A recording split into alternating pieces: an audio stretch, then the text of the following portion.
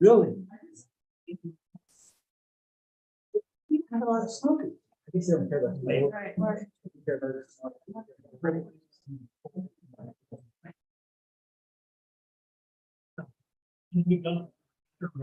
Yeah, you do. By mid-March. You have no one. Anyway. Yeah, stuff like that. They're going to see.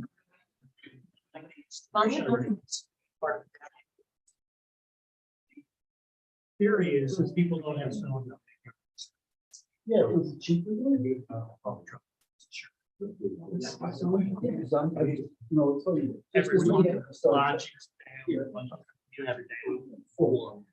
Tickets are sale price. Tickets back up. Well, they're coming in like 2 a day. Yeah. This is the season, right? To not be John. Okay, I'd like to call the April 12th, 2023 Town of Rochester Planning Board regular meeting to order. If you would please join me in the Pledge of Allegiance. Pledge allegiance to the flag of the United States of America, to the republic for which it stands, one nation, under God, indivisible, liberty, and justice. Thank you. Kira, if you would please do roll call. Grasso, Present. Ms. Williams. Here. Mr. Jarvis. Here. Ms. Lindstrom. Yep. Mr. Jones. Here. Mr. Booth. Mr. Pinsky is absent. Ms. Maloney will be seated as a regular member tonight due to the vacancy that we have. A quick icebreaker for us to get our brains sort of thinking a little history of the town. Some of you might know this in the audience, and that's okay. Town of Rochester consists of an array of hamlets, many of which were formerly associated with a one-room schoolhouse. Some had post offices or general stores. Do you know how many original hamlets are in the town of Rochester?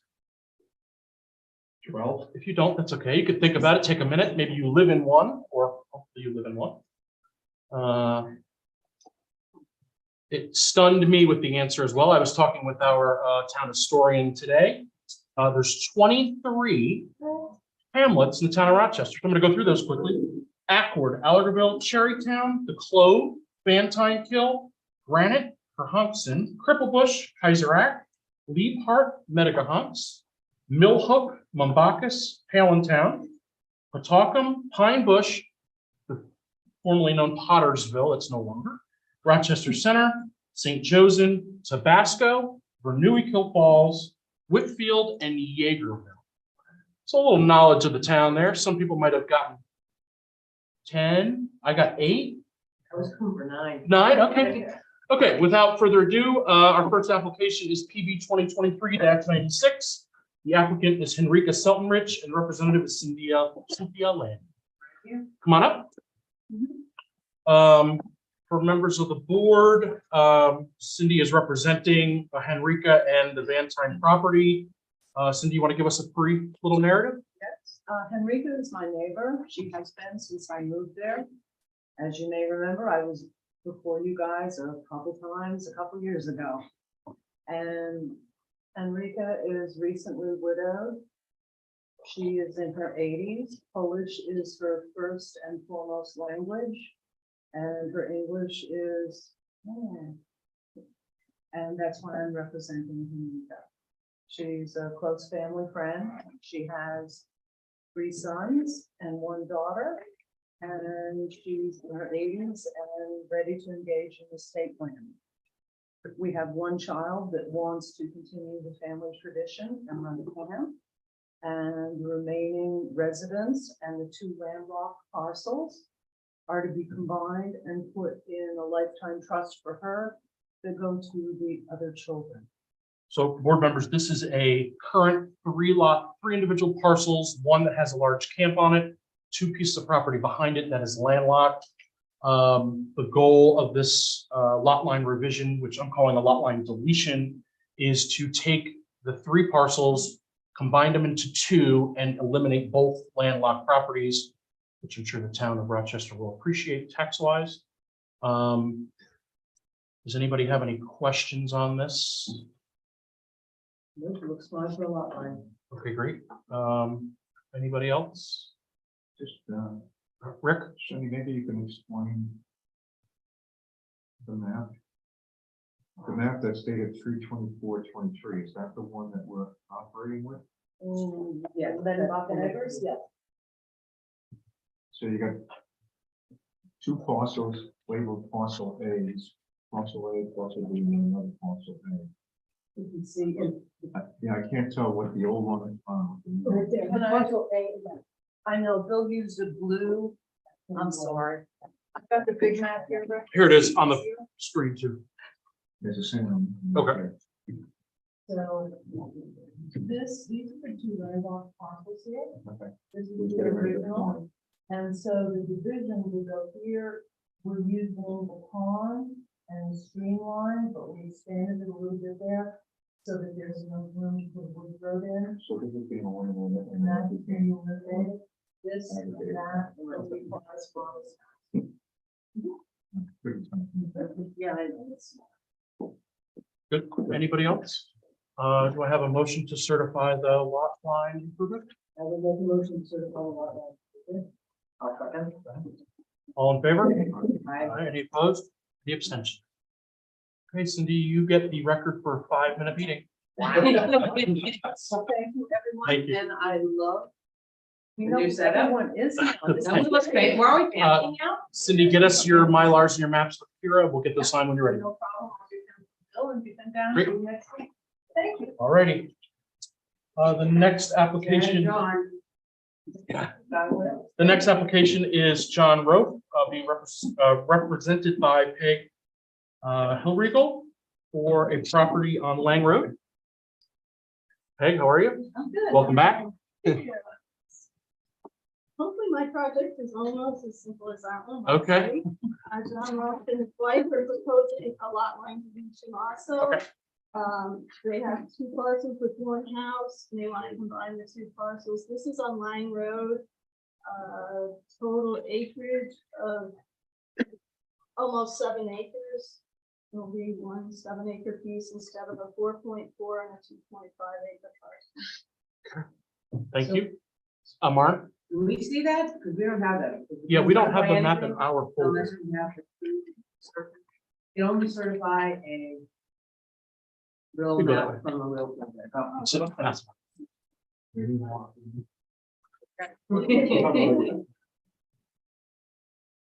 But I said it.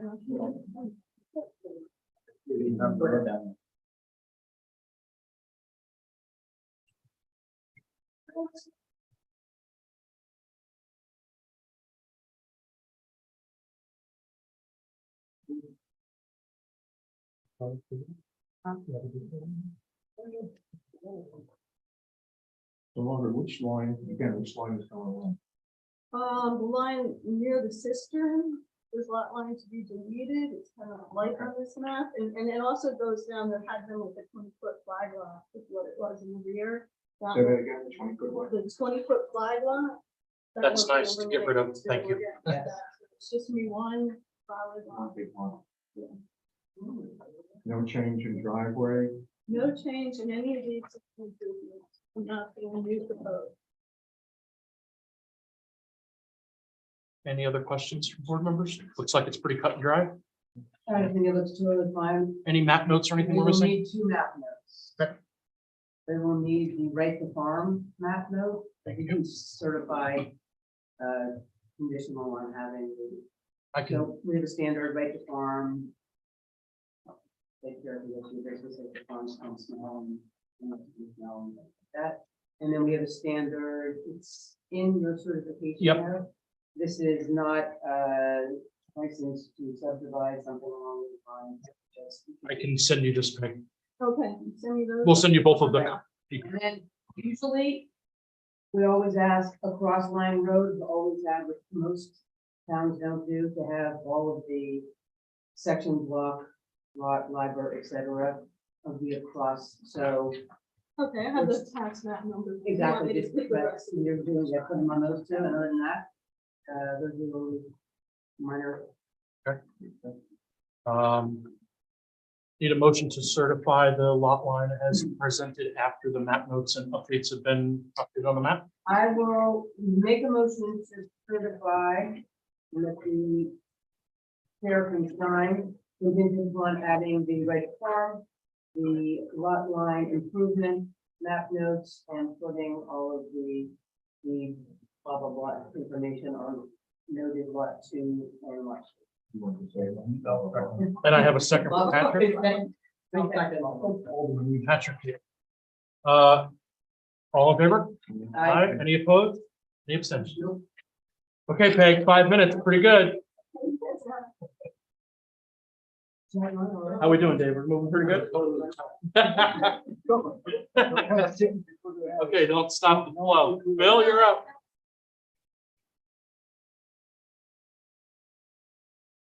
Okay, this next application is for Spirit Circle LLC with the owner as Dan Getman, representatives Bill Eggers from Medenhoca Egger. This is a natural subdivision application on Towpath Road. Some of you remember it as Deep Hole. Mr. Getman owns Deep Hole and the property across the street. By code, the natural subdivision law applies as he is proposing to break this property into just 2 parcels. Bill, do you have like a narrative of maybe what his plan is in the future? Do we know anything about what the goal is? I think if you can find somebody, some conservation organization of some type. Okay. To take the piece across the road where the depot is. Sure. That's what he would like to do. Okay. He doesn't want to do anything. He just wants to get rid of it. Understood. essentially. He doesn't want to have anything to do with it. So Alrighty, give us a second. We'll get this up on the screen for everyone. While we're doing that, does anybody have any, in their review, any questions? Yeah, just, legend, we need legends on here, Bill, what a little lines. Okay. Unless you, yeah, I don't, you have a couple of new lines that you put in here. The only thing that's a new lot line is down the center of the road. Right, the lot, so the road, Towpath Road will be the new lot line. Yeah. Just, it seems like there's some labeling. Legend. Okay. Do you feel it's adequate? Again, I can't see. Yeah, and I've got existing property lines. big map. You're reviewing the big map? Yeah. Unless they- Coming around.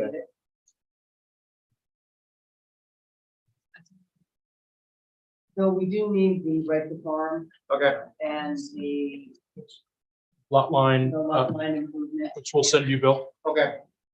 Take 2 seconds, right?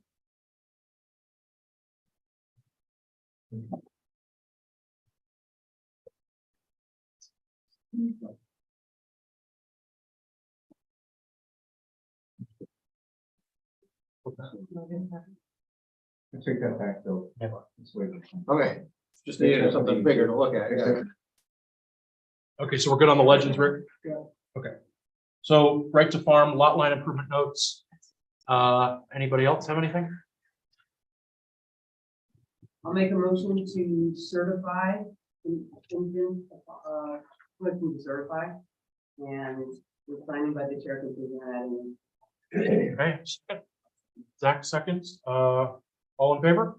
Aye. Aye. Any opposed? Any abstentions?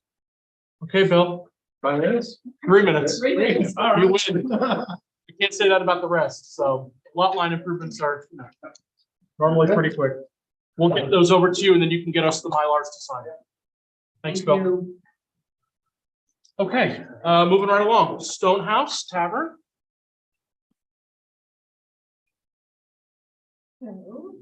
Okay, this is Stonehouse Tavern located on 209, Al Linda LLC.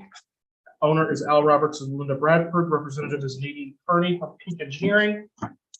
Planning board members, this is a existing continued application to review some items that we had from the last meeting, to go over items that you had a conversation with the code enforcement officer, as well as public hearing, and see where we go from there.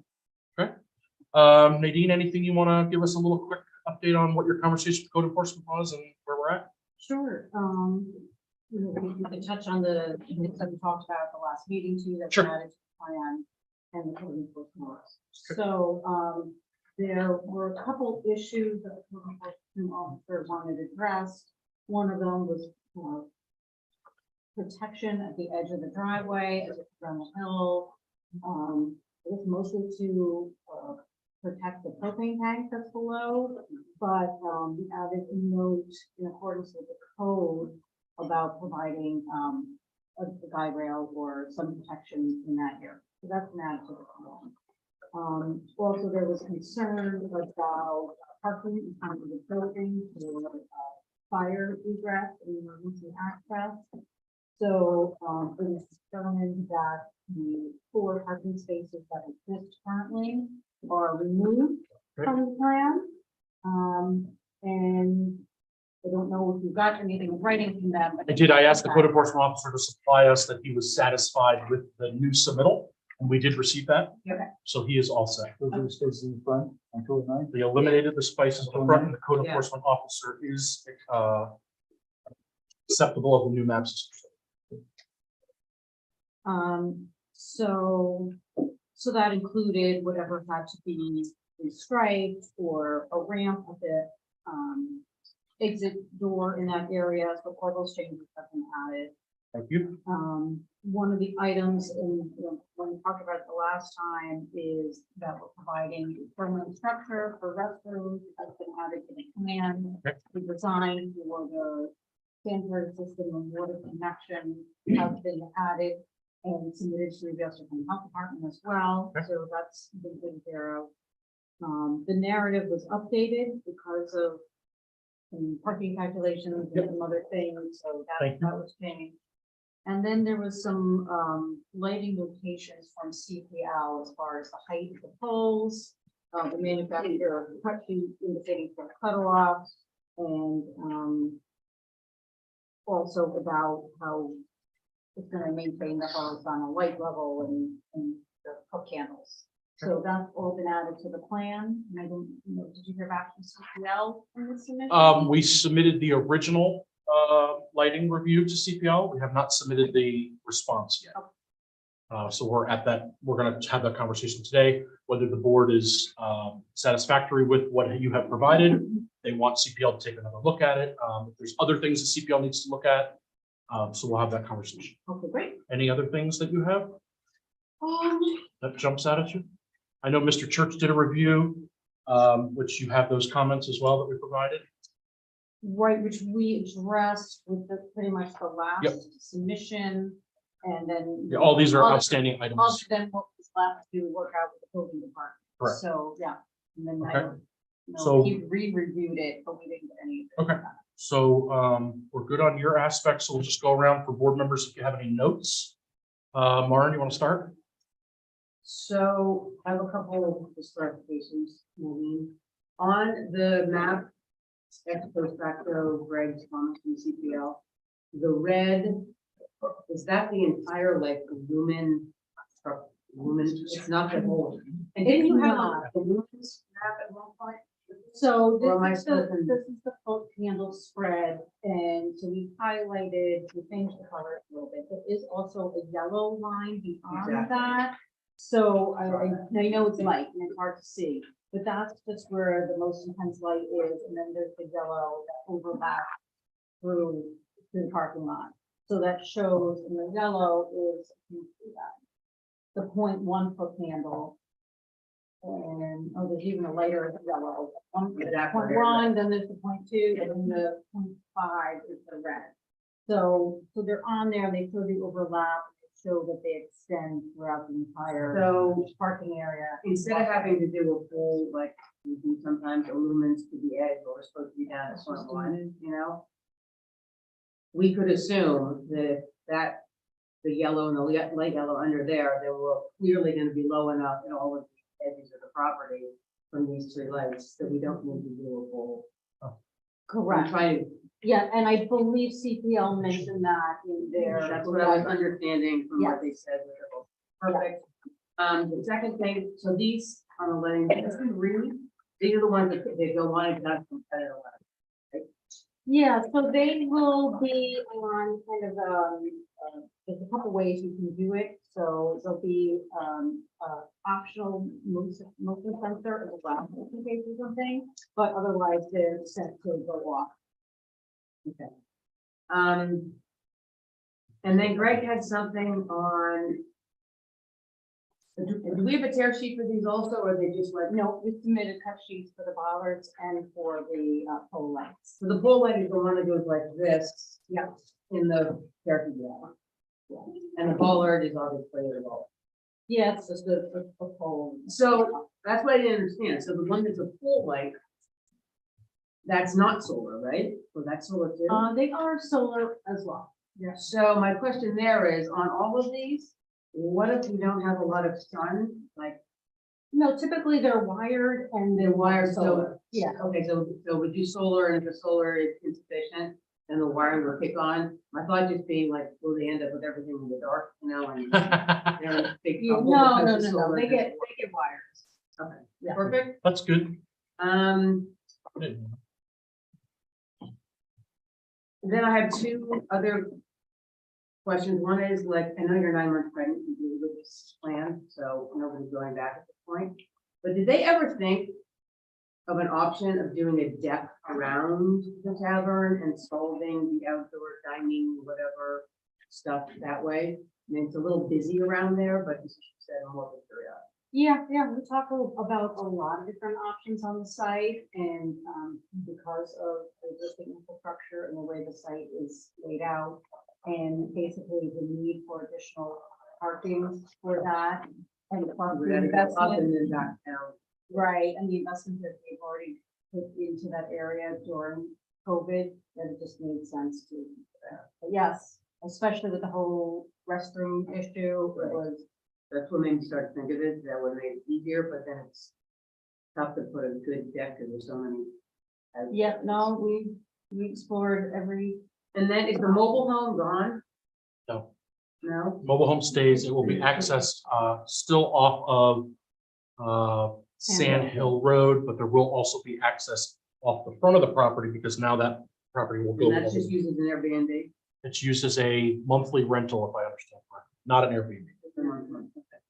I would just out of curiosity also, yeah, I know it's business, so I was just wondering. And the other thought was, In fact, Maren, on that same topic, Yeah.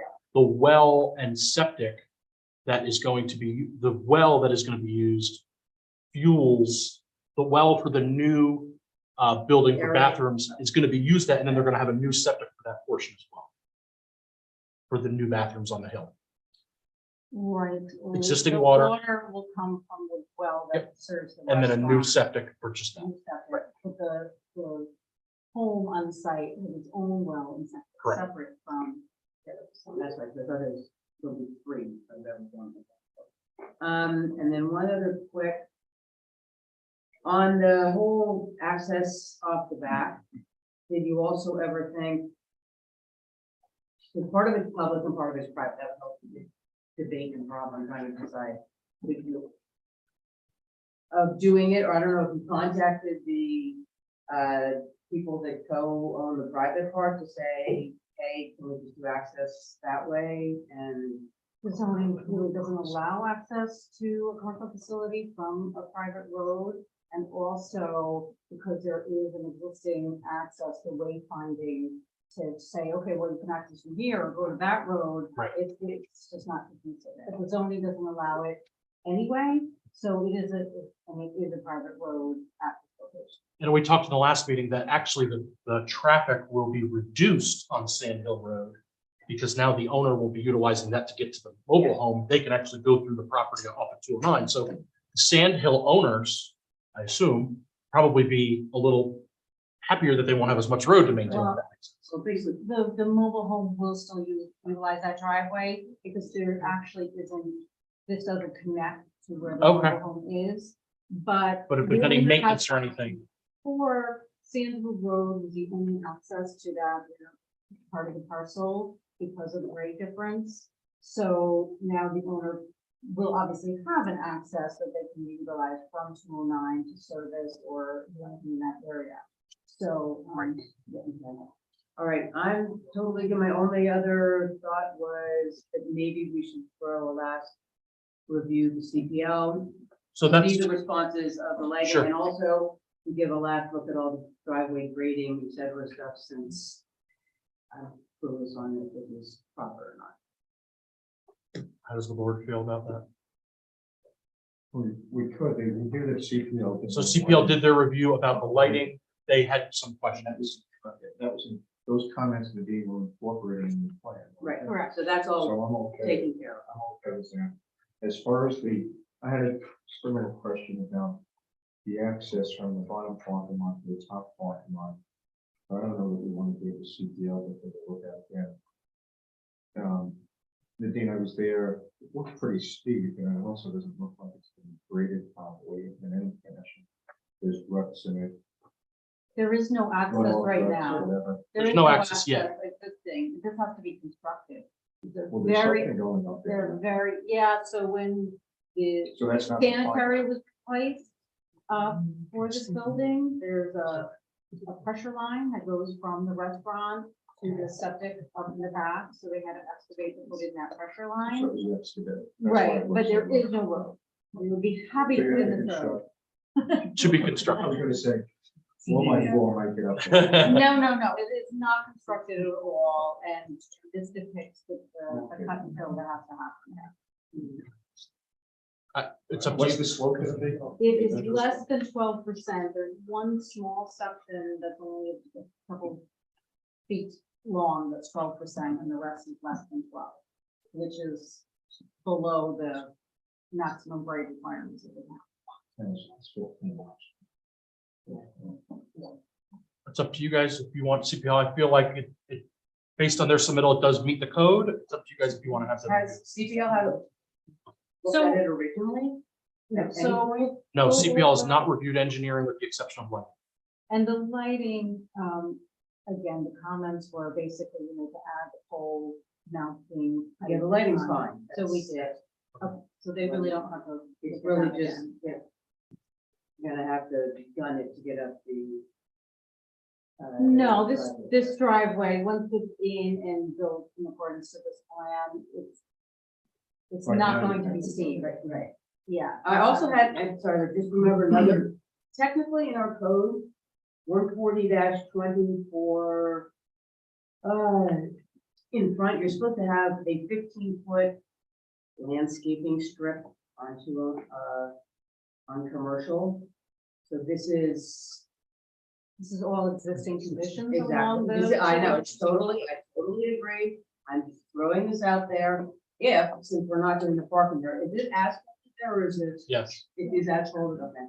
I was gonna say if it was like an item number 4, it would be an opportunity to bring something more into code and more into what we like, even though I would like to not have to do it, and expand somewhat that small, not the strip that's next to the parking, that's sufficient, the little piece that's there, but if you're gonna have to jackhammer a bunch of And asphalt. per the fire guys, when I spoke to, They want access to exactly. they want that as Yeah, fire. but I didn't know, can you do, so this is really swimming up, can you add 3 feet there, and the fire guys can still do it, and it would start to meet sort of our aesthetic code that we're striving for. If it is too expensive, if it is too difficult, and if the fire is not happy, obviously we go with fire. But that was just a throw out. Right, they didn't want anything blocking that entire area, and we tried to talk about, okay, 40. inches. Negotiating. 40 inches is the requirement of the code, you provided 8 feet, and it wasn't enough, they wanted the They parking. sort of And the be grass able to put it strip, down. right, grass strip that's there, and some feet behind that, that's all within the highway right of way. And it is not our intention to make any applications, to any work within the highway right of way at that time. Okay, so do we want to send this to CPL for grading? I No, know. you feel good? No? Okay, so we're good on CPL. Do we want to send the lighting back? No. Feel good about that? Okay. Any other comments before we talk about public? We should. Patrick? get the procedure. Okay, let's type a procedure. So We Uh, did speaker for us, we typed it as a, and it's a type 2, remember? So we, speaker yes, there is we a actually, speaker. because of code, Mr. Gordon You want to just brush on that? Yeah, we discussed this a little bit. This is an unfortunate, in my view, an unfortunate type 2 classification that essentially an expansion of a commercial facility of less than I think, 4,000 square feet, 4,000 square feet is type 2. And it's just so odd here because in this case, if you look at the DEC's seeker handbook, this is actually a 0 expansion of the, because all the expansion is outside. They actually give specific examples. If you're expanding a restaurant, they look at only inside expansion and only certain inside expansions, like if it's office space and things like that, they don't really count it. So here what you have is an outside expansion. So just again, looking at the seeker handbook, and again, this is just, it's just really ass backwards in my opinion. But you know, because arguably an outdoor expansion can have more environmental consequences than an indoor expansion, is degrading, noise issues, et cetera. It's very clear you can be impacting you know, neighboring properties and even more. But that's the way the handbook is written. It makes no sense. And in this case also, you actually have outdoor parking as well. So you have, if you look at all the outdoor space, it's well beyond 4,000 square feet. 4,000 square feet is basically 60 by 60, 65 by 65. And so this is well beyond that. In my view, it would be even more than an indoor 4,000 square foot expansion, but that's the way the seeker handbook says it. And so in my view, we just simply don't have any discretion on this. So do we still have to We vote? still have to type it. We still have to type It was it. type Done at the last meeting. It's type 2. It was done at the last I'm meeting. not sure if you order it. And if it's type 2, you actually don't have to vote. It's just it's definitional. We can declare, but if the custom is to vote on it, that's fine. They can do that as well. It just doesn't make any Did we sense. actually vote on it? Yeah. there was a Okay, vote. just making sure. But that's the way, All that's just the way it is. right, And based on, again, based on the loophole secret of- handbook. a loophole speaker that didn't know how to create. And you know, Mike Moriello wrote this in a memo, and I looked at it, I said, this can't be right, and shouldn't be right, but, and my first look at the regulations, they still thought we had an argument that this was an expansion, but if you look at the handbook, they've actually got examples for restaurants, and it is what it is. So don't remember, could we refer to this to town planning board? Yes, so I'll talk about that now. So right now it is at the Ulster County Planning Board. Today is their meeting. So I anticipate their comments quickly because they had to move their meeting back a week. We did send it to fire department. Here, have we received a response? We have not received a response from fire yet. With the other outstanding items besides conversation about seeker and our referring parties, does anybody have any other comments before we talk about the public hearing? Okay. So we're going to open the public hearing for the Stonehouse Tavern. Public hearing comments is to be informational, and the board will grant public comment to those who signed up about 3 to 5 minutes per person. But these comments should be directed to the board and not to the applicant. This is not a question and answer opportunity. This is strictly your input towards the health, safety, and welfare of the town of Rochester. We recognize as 25 public written comments that have came in that are in the folder for you to review if you have not already, over the application's existence. While we take this into consideration as well, we also have some public in the audience today that wish to speak. We have a sign-up sheet as well at the door, and we will take those people first. So, Kira, who do you have on? Mr. LaPel? Mr. LePau here? Hi. Hi, everybody. I'm Mike Lopel. I am the property owner of 41 Sandhill Road, which is a neighbor to the Stonehouse Restaurant. And I am 100% supportive of their outdoor dining. I think it's wonderful for the community and for all the residents that live in the house. And I'm very supportive of that. My intention here is not to interfere with their business in any way. It's really just to raise some concerns that I have regarding noise. So the restaurant has pretty much every Thursday, Friday, and Saturday, there's bands that play between 6 and 9 p.m. It's excessive to me. It's sort of disruptive to my property, to my land, to my family. It's just basically in our backyard. Once in a while having bands play, I think that's great. I'm all for it. Just seems a lot to have it every weekend, every Thursday, Friday, Saturday. You know, it's in my home. So if I'm in my home, if my window's open, it's a concert basically in my home. So that's really what I just wanted to make everybody aware of. I did hear you talk about the road, Sand Hill Road. I am the person who's responsible for the maintenance of Sand Hill Road, so I don't have any sort of agreement with the restaurant or their use of the road. I know that if there's any maintenance or issues with that road beyond the first home, which I understand the town is responsible for, everything past that is my responsibility. So I just wanted to make you aware as well that if there's a lot of car traffic or truck traffic or whatever, it does impact the road, potholes, whatever. And I am personally responsible for that. So, and I'm just one family, so I have 2 cars and that's it. So I just wanted to make everybody aware. Thank you. Can I ask? Sure, absolutely. Sure, this is a legal, binding legal arrangement that you are responsible for that road? When we closed on the property, that's what we were told. So Sand Hill Road, is the first driveway is public. After that is private. Right.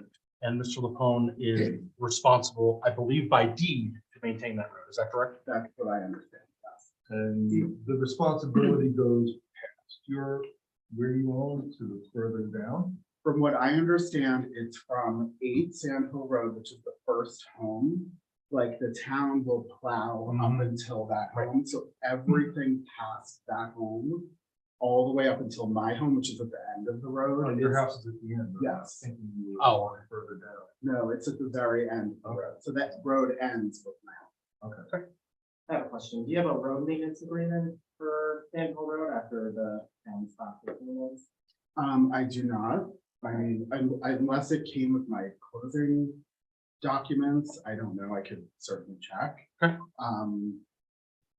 I was just told when we closed on our home that we are solely responsible for maintaining. So I have to pay to have plowed, and if there's any, you know, issues with Maintenance. maintenance or whatever, I have to pay for that. And is the only other access the Stone Hill guys on, it's just you and Stone Hill, or are there any other houses? It's just, there's 8 Sand Hill Road, which is the first home. Town. Yeah, that's And now then after there's that. the mobile home, that's part of the Stonehouse property, and then there's. So historically, on road maintenance agreements that have either exist now or haven't existed in the past, people who utilize that road would either equally share the expenses, they would take care of the road up to their property, and then they'd have the other portion be by the next person. So what we will do is we will look into the deed to see if there's any road maintenance agreements that pertain to this application. Because we're focused on this application, obviously. And we'll have Kira get back to you to let you know if there's anything that potentially. You're suggesting that if there were, it would be between the gentleman and the. That is correct, but if we have the deed is presented to us and a part of the application. Are So you aware of that? Such responsibility to maintain the road along. I've always maintained from the trailer to our lot. I cut trees down that are falling down and I plow for that road and I don't go up to his property because I have made the assumption that it's I. Sure. Because I maintain that. up to you and that's it, right? Because I've been up 3 trees that have fallen across that. Okay. last year. So- The extension of the same building. So, I just felt you my want- obligation. yeah. So we'll, And I'm certainly absolutely appreciative. Yeah, of course. And that's great. I just know that if they decide not to plow, I can't get to my house. So I have to plow from basically 8 Sand Hill Road to my house, which is fine. I'm happy to do that. But and if a tree falls, technically I'm responsible. I'm appreciative that they have taken down trees or whatever, like that's great, but legally I am responsible.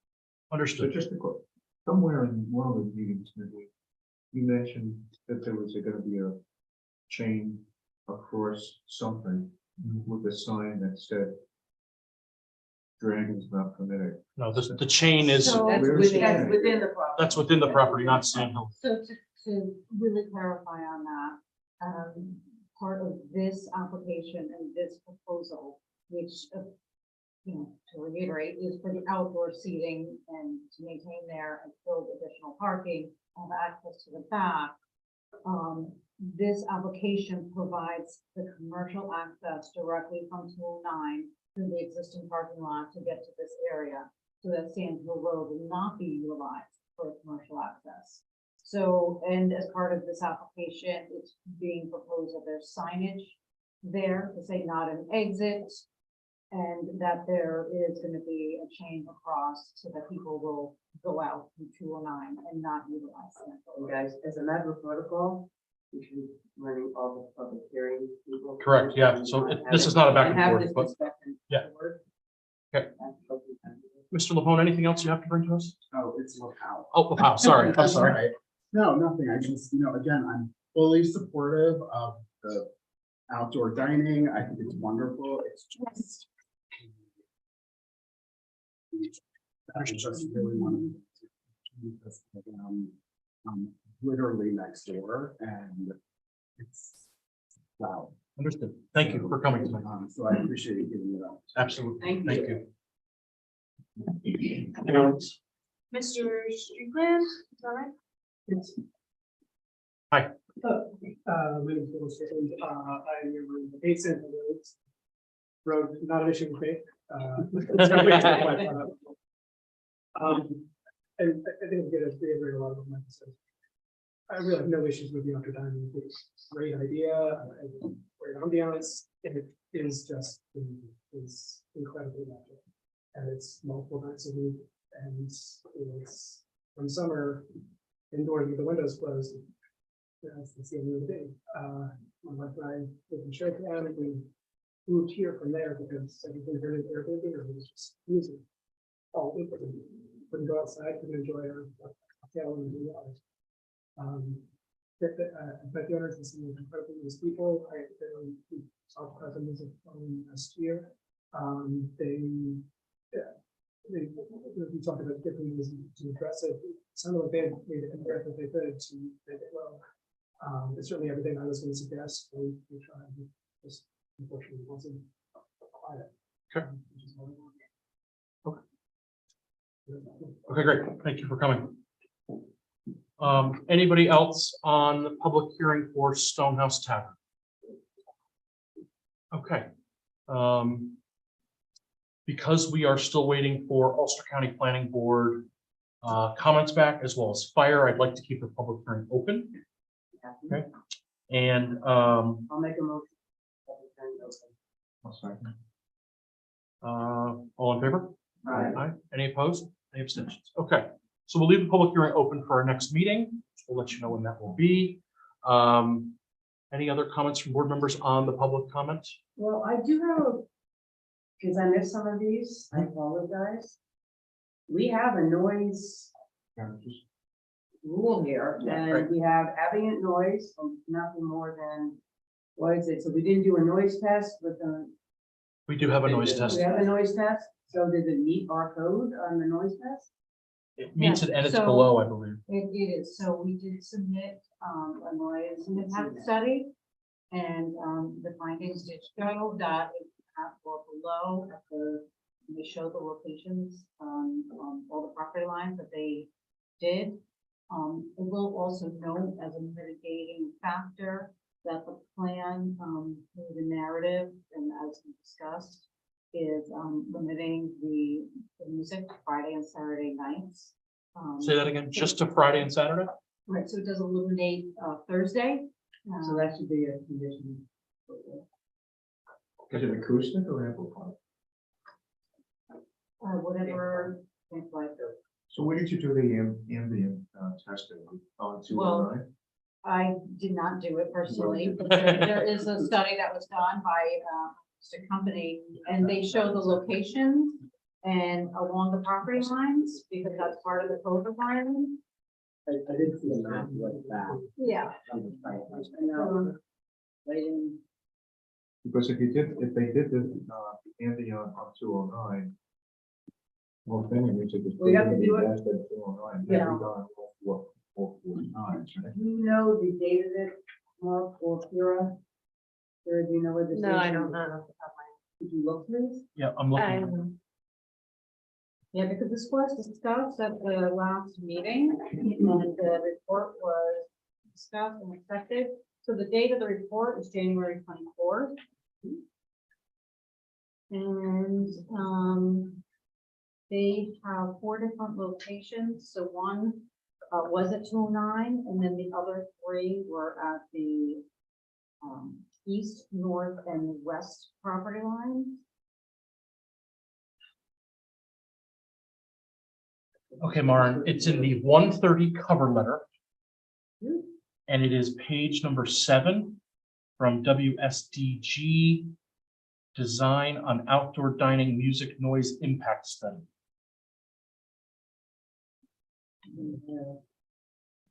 So even though we did. And we have it up here too.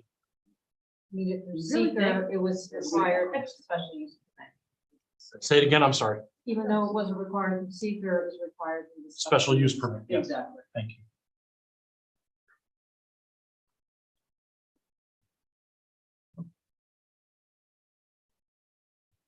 So your properties would be to the west. So is One is to the west and one is to the east.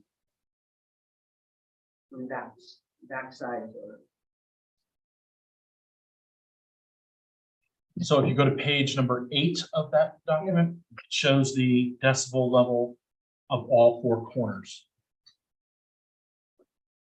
And you'll see how the 209 side is the highest where the traffic is at 66.1. What I'm not seeing is the ambient measures, you're allowed to go 10 decibels.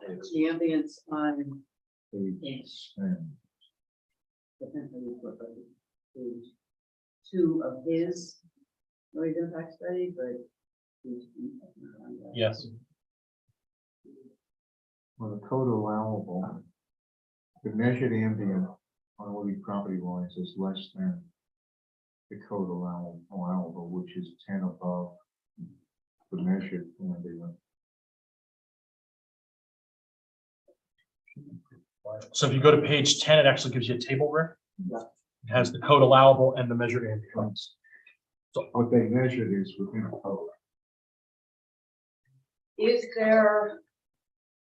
So we can also ask, even though it is within code, for buffering and or having it face, having the music face a different way, or having some degree of buffering. We also within our code area with that. Is there something that could be? And it sounds like the public hearing comment, Mr. Strickland, that they had a conversation between the 2 owners, and that there was attempt to mitigate. And it, although the owner attempted, it didn't seem like it did any, it didn't do anything. You know what the So mitigation this is? does, What? so it does face So 209. It does not face east or west. Everything around this clearing where the outdoor dining is now, and where this market was proposed, is already a cleared site. There's no clearing proposed. Part of the proposal to make that situation worse. And then everything surrounding that is wooded. The property to the east, is quite a higher elevation. So, there's already, quite a elevation change through there as far as if you were to build something that's still that home location is still much higher than the site. So Nadine, let's go back to the public comment came that there was music or noise, let's use the word noise, Thursday, Friday, and Saturday. In this application, you're mentioning that it will be limited to Friday and Saturday. Correct. Will there be any outdoor activities, let's call it excluding music, that occurs Monday, Tuesday, Wednesday, Thursday? Trivia night, that's on Thursday. So we might have a 15-second snippet of a music for trivia, because that's no trivia, no music. Okay. That was a joke. So what does the applicant have to say to that? We have the data here. it doesn't- Yes, I was aware that it was loud and we tried to tone it down. and- We have always asked the bands to lower the volume whenever we felt they got too loud. And it stops at 9 o'clock. We never play, nothing happens after 9 o'clock. Starts at 6, 9, twice a week. It's truly a mix too. We try to always have one like singer, songwriter, solo or duet, and then the other night would be full band. So we try not to have two full bands in a row for Friday and Saturday. The single and duet people are much quieter. So you know, we really try. That, I guess my thought is because we've got Stephen, and then it's the bullpen where the musicians are, that if the problem is to the east, and sort of come back, it's The back 40. the back 40, exactly. And I've never been there, so I haven't seen it. Maybe you already have this. You have those acoustical drapery things. That's one thing we did. Drop. Exactly. So if you have it in the We back. had that conversation, and that's what we tried. And that weren't successful. What we got here. Okay. Because that's, Okay. You know, it can help now with the noise buffer as well, that you're putting more up there, you're gonna have parking that'll help buffer the noise. Yeah. That's You're gonna true. have a bathroom area that can help buffer the noise, so that can also tie in. And we can make a condition that your ambient sound, Mr. Gordon, doesn't exceed 10 millibars over the allowable. 10 decibels. I'm sorry, 10 decibels. Yeah, we- So we can, millibars is weather. Sorry. He's I'm in hurricane mode. It's already, yeah. But we can make, Nadine, a condition, which sounds like you already have it handled, but we can put a condition in the approval to just ensure that that doesn't happen. I mean, I agree. Right, what's in the code? It's the- Correct. it's the Just, code. it's the code already, you're just highlighting the code, but I would say since they, Voice. I guess codify the fact what they're already doing, because that's pretty much the best you can do where it is using the drapery that is. And as Zach said, maybe with the parking now and behind it, maybe that will help That us will help. potentially. But they already did my idea, which is Yeah. pretty much, you can't put bushes, you use the whole typical other thing with it, you plant trees and bushes and that kind of thing, but it doesn't really work. Given the site, so it really is the fabric type thing, so at least we have that in the back and stuff, that should help. And like you said, having. And it sounds like they're eliminating a day to just Friday and Saturday. So that So we'll just make it, a 33% improvement. I think if we're able, Absolutely. I mean, because when you, hey, could you control the screen? Yeah. What's that? God controls. God, go to the most recent plan, second page, which would show the call out of the space. Most recent map submitted on Most 320. of the 3-page most recent map submittal, the first is existing conditions, right, the second. And then that calls out, doesn't it, that one has a picture of the blow up of the seating arrangement? Yeah. Yeah. Yes.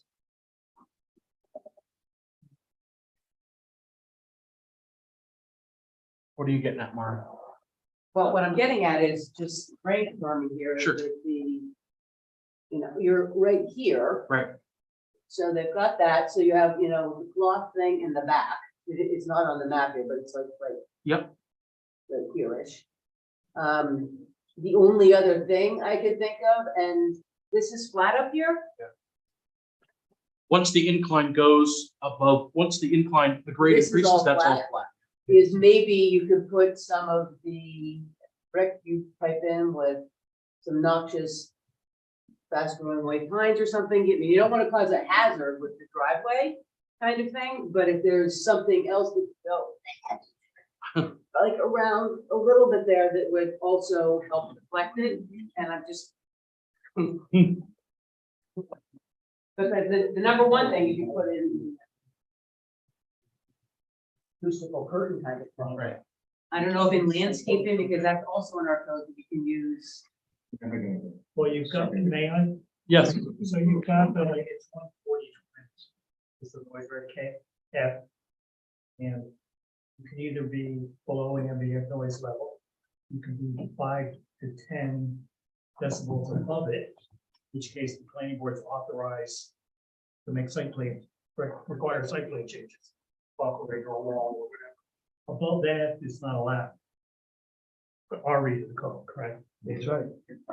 So you can't go above 10 decibels in the woods. So- Yeah, and it's not according to the study Right. that was done. In fact, it was lower in many areas, that it wasn't even Right. between the five. Now, according to the study, they're within code. The question would be when they're actually playing it, and if you were there measuring it, Yeah, are they cranking the noise up? be an enforcement matter. I mean, the board could take whatever action it thinks is necessary at the, in terms of, screens or whatever else, but ultimately, it becomes an enforcement matter, and if the neighbors aren't happy, call the building inspector, who comes out and takes a test, and then, I mean, this isn't, ultimately, the good news is, this isn't rocket science, and it's easily doable, because you're talking about amplifiers. Amplifiers have a dial on them that goes up to 10, or in some cases 11, and some people are talking about, and you just turn it down. I mean, that's, we just. So that's true, but what I'm saying realistically, for people who live there to call code enforcement every Friday night when it gets a little bit loud. Well, but then that's- Obviously, obviously, and then, everybody wants. So if we could try to, Mitigate. exactly, I'm thinking of, let's cure the disease, not the symptom. Right. Kind of thing. And I agree. I just think that, they did supply a noise study. They are within the code. I think that potentially in the past, having 3 nights a week, maybe that there wasn't necessarily a volume adjustment, and there was just a loud, noise that the neighbors were recognizing, and they had to close their windows. I think that in my opinion, I think that we need to give the applicant the opportunity to sort of make it right by, here's what we are proposing, and we're going to stick to it. And if we're outside of that purview, the neighbors have the ability to utilize the code enforcement officer to ensure that it's correct. I think I think that's the best situation for the applicant, but I also understand I don't live next door, so I don't have to listen to it every day. So I see both sides. So here's the conundrum. Sure. The study suggests accountants are good with numbers, and study people are good with numbers. The study suggests that they're within the code. Yep. Okay, so that's a given. So it's not as if they're violating out of the box. If you're still hearing the noise, that's not consistent with what the study said. It says that you shouldn't be doing the noise because it's. No, Okay, they'll hear the noise, but Yeah, is it's it not gonna be louder, the instant- like the hearing instant kids it's playing, you, somewhere. So I know this is not going to appeal to you necessarily, but it's very easy to find an app on your phone that'll read the decibel levels. And if you continuously have this problem with the decibel levels, take a recording.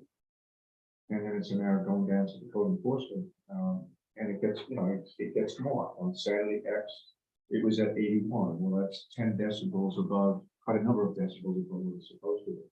So aside from, there's not any foliage that's going to grow quick enough. There's already trees here. Right. There's not any foliage that's going to grow any higher to make it any better.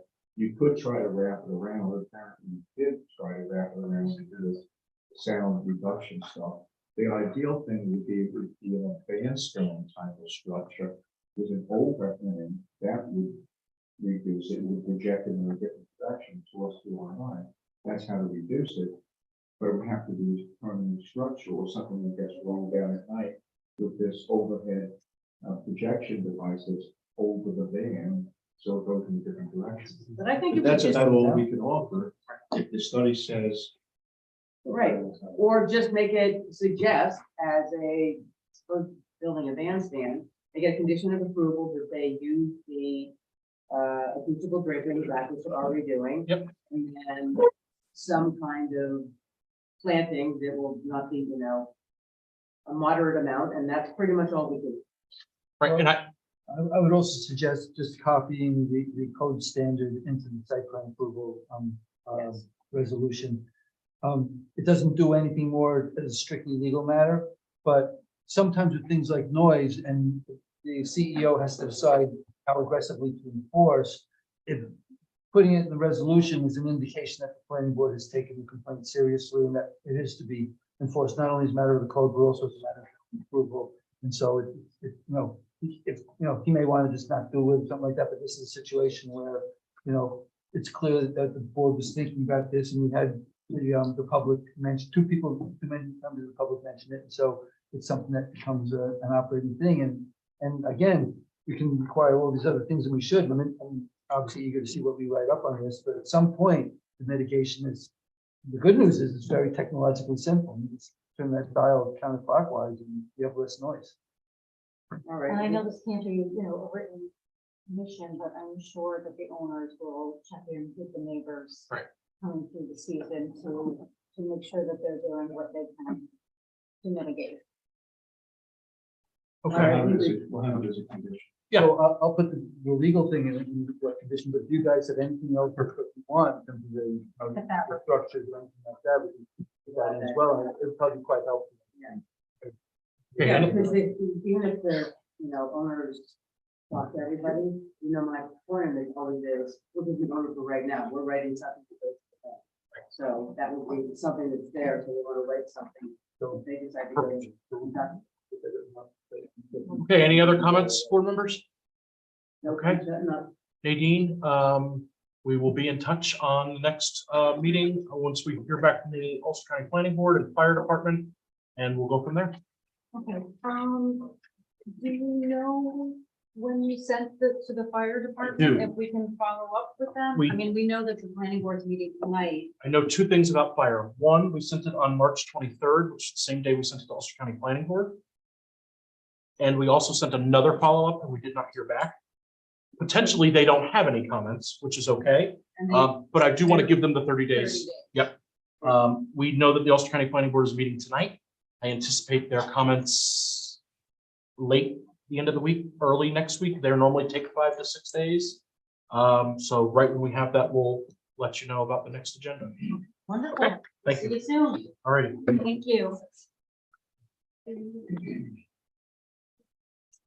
Okay, next application is Wildland Holdings Company LLC, Mike Fink. Representative is Bob James. Gentlemen, how are you? Ethan, how are you? Good to see you. Good. Thank you so much. Thank you. Appreciate it, guys. Okay, we had a brief meeting with Mr. Fink and Mr. James last week with Mr. Barber. For those of you not familiar, Mr. Barber did a wetland study and a site visit. After conversation with the applicant and the applicant's representative, they agreed to eliminate lot number 5, which was the lot on County Road 2. And from there, we've eliminated to a 4-lot subdivision. Eliminated lot number 1, yes, on County Road 2, thank you. To a 4-lot subdivision. Also, Mr. Fink has agreed to a couple of suggestions that Mr. Barber made, which were good suggestions based on existing rock walls and leaving the rock walls and moving the driveway to not disable a rock wall. There's a couple of other things that we are still waiting on that the applicant recognizes, one being a phase 1 from SHPO, because there was some items that were outstanding. Mr. James, what else am I missing that we're waiting on? When I submitted, under cover letter February 24th. Yep. I made I had to revise the EAF. Okay, thank you. So there were revisions, for the CPL comment. Okay. So I think we're squared away on that. Okay. We also, designed a culvert and catch basin system for the driveway to lot 4. Thank you. With part of the change. In addition, we provided a sketch via email on moving the driveway for what is now lot 2. Yep. For the rock wall. So that we missed the rock wall. Thank you. And Say again? Is that the 4? Yes. And we're considering increasing lot 2 to 11.7 acres, 7 acres. and taking that acreage from lot 3. Okay. So, that layout shows that lot 3 still has frontage on Rock Hill Road. Okay. And, it necks down to a 50-foot strip for a portion of the way to give lot 2 a larger area. Okay, great. What else are you waiting on outside of our purview? I know you're waiting on SHPO for your phase 1. You hired an archaeologist for that. He's available, but I was going to ask, Okay, based on all the evidence in my studies myself on property, that we waive that requirement because it's not an area where the Indians were prominent. And I don't know, but I just think that it can be done, but it's a lot of money. okay. And I don't really believe that, based on, like I said, all the stuff that I've done, working, people I've talked to, those lowlands and what are now federal wetlands, and the fact that it's really conglomerate. and it's So not you're my- suggesting potentially a waiver to the phase 1 due to those lands that potentially could be affected that you're not proposing any disturbance on. Yes, well, yes, and also the other areas, it's, I talked to, Diamond about it, and he was unaware, he hasn't seen it, that there's only 6 inches of topsoil, and it's hard pan clay on it. Okay. And it's gonna be, how are they gonna really do it, and you can't.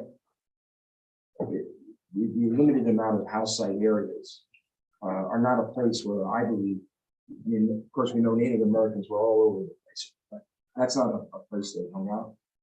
And I near a stream, what's that? It was near a stream. Well, yeah, but that's the Peterson, but, you're making arrowheads, you're not gonna be making that longer, that's what that. You're saying that potentially where the activity could have occurred is in an area near the stream, which you're not proposing any. That's correct. And we're not going anywhere near there, we're way up on the edges of near the road. So anyway, we're talking like somewhere between $7,000 and $10,000 to do the study. So I'm requesting that we waive. Any other items before we get the conversation about SHPO, Bob, I know you're still waiting on anything? I don't think I am. So board member time, let's discuss the SHPO as well as we need to have Mr. Church do his initial review because we had an initial done by CPL. So Mr. Church would need to pick up based on the new submittal and not go back to CPL. Mr. Barber already did his review based on their submittal. And he obviously recommended the elimination of lot number 1, which was completed, and moving those small items which the applicant accepted and already completed. Anybody have anything? I have a couple other things. Just a Okay, question go ahead. Before we go to SHPO. Sure. Probably take us a while. I think it was in Dave Church's review or another Walker's review, which was Dave did the review. Yep. That he suggested that CPL review the drainage facilities on renumbered lot number 3. So, because he was concerned for that area, that washout area. That our engineer take a look at that washout area. Okay. So let's do that. Yeah, I agree that the CPL should be, because they've done a lot of work now on. Yeah, so I spoke to Bruce Barber about that. He recommended having whomever Well, CPL's our engineer. take a look at that. Exactly. He doesn't know that. So, yeah, take a look at that specific area, the use of the washout area, and any other areas that. Well, basically, all of the grading, stormwater, and erosion. Okay. Retention projects. I agree with, Dave or Bruce, reviewing the revised, Paul James mentioned that there's a new, EAF that was revised, we need to have somebody review that, so it's gonna be Dave Church. That could be on his review. Let's put that on this review. Okay. SHPO will get to, I'm just wondering why, Michael or Father Bill, I'm sorry. Bob. I'm sorry. Why lot 1, why that driveway comes out onto Rock Hill and just doesn't go onto the shared driveway? Rather than have another curb cut onto Rock Hill, why that driveway doesn't Shared driveway. Well, I think the house site fits better. You see where it has the septic. Yeah, I The see that. septics fit better Right. there rather than trying to move the house to the other side. I think we asked that when we were on the site visit too.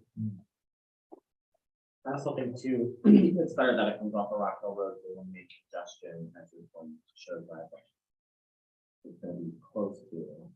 Well, it'll be Right, it's gonna be close to It was just the a driveway. question.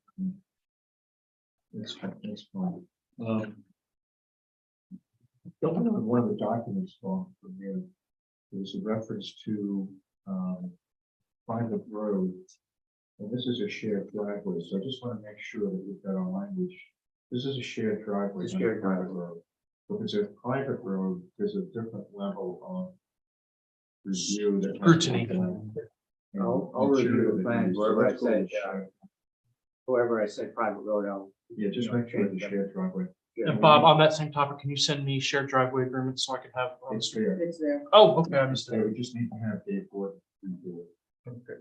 I'll send that to you. I thought that, Mary Lou might have, but I guess she didn't, because we had it in for quite a while. You had it for a while.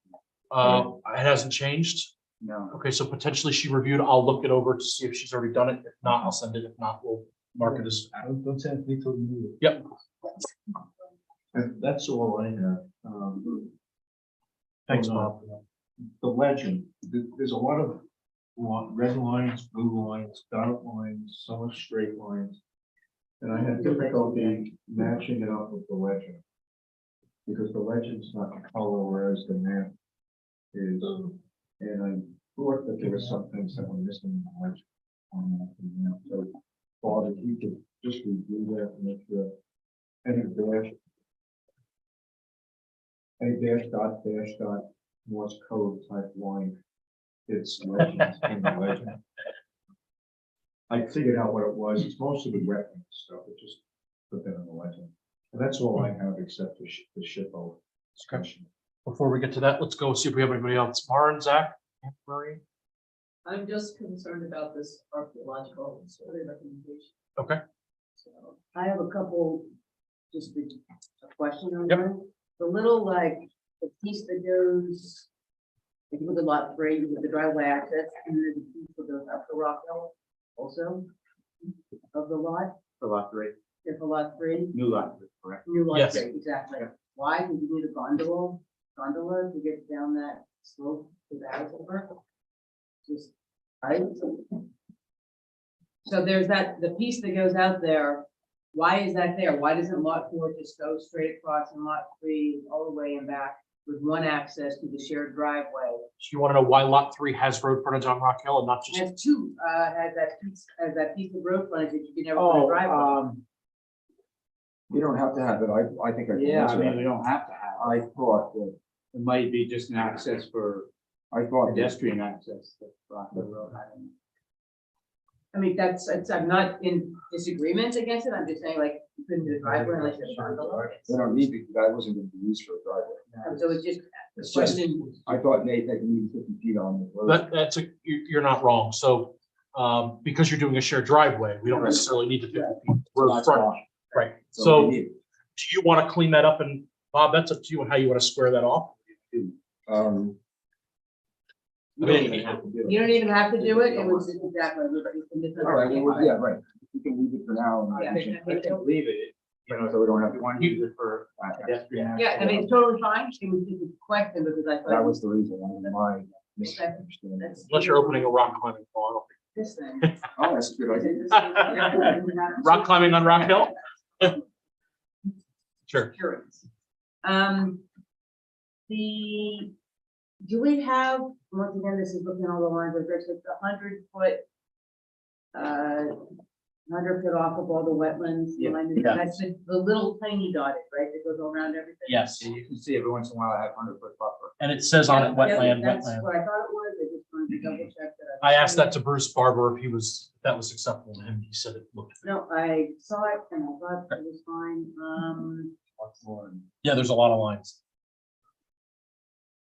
we need to send it to the county, highway and ag and markets at some point. I have that listed too, and Department of Health. The county highway? I'm sorry. We haven't decided the county because it's on Route 6. What's Whenever- that driveway for? Oh, you mean county planning? County, yeah. So Not it's county, not, highway. you don't need the driveway now because you can drive without of that. County planning board has to review any property that hits a county road. So, that's it, except for the typical. Patrick, Anne Marie, anything to add? No, all set, Anne Marie, good? Okay, so let's talk about SHPO. I don't ever remember doing a phase one where we've had a SHPO actually come back with something saying that there's an opportunity. Has anybody been down this road before? We've done SHPOs before, we did it for McCarthy. Okay. And nothing that came back through. I don't think that's the issue, does it come back or not? Because even if it comes back negative, then they miss something, but. Sure. Either doesn't matter. I am sensitive to the fact that where the structures are going. I think we need to be respectful of the natives that live in this area and their artifacts. More than likely, and I'm not an archaeologist by any means, they be using the area around the stream.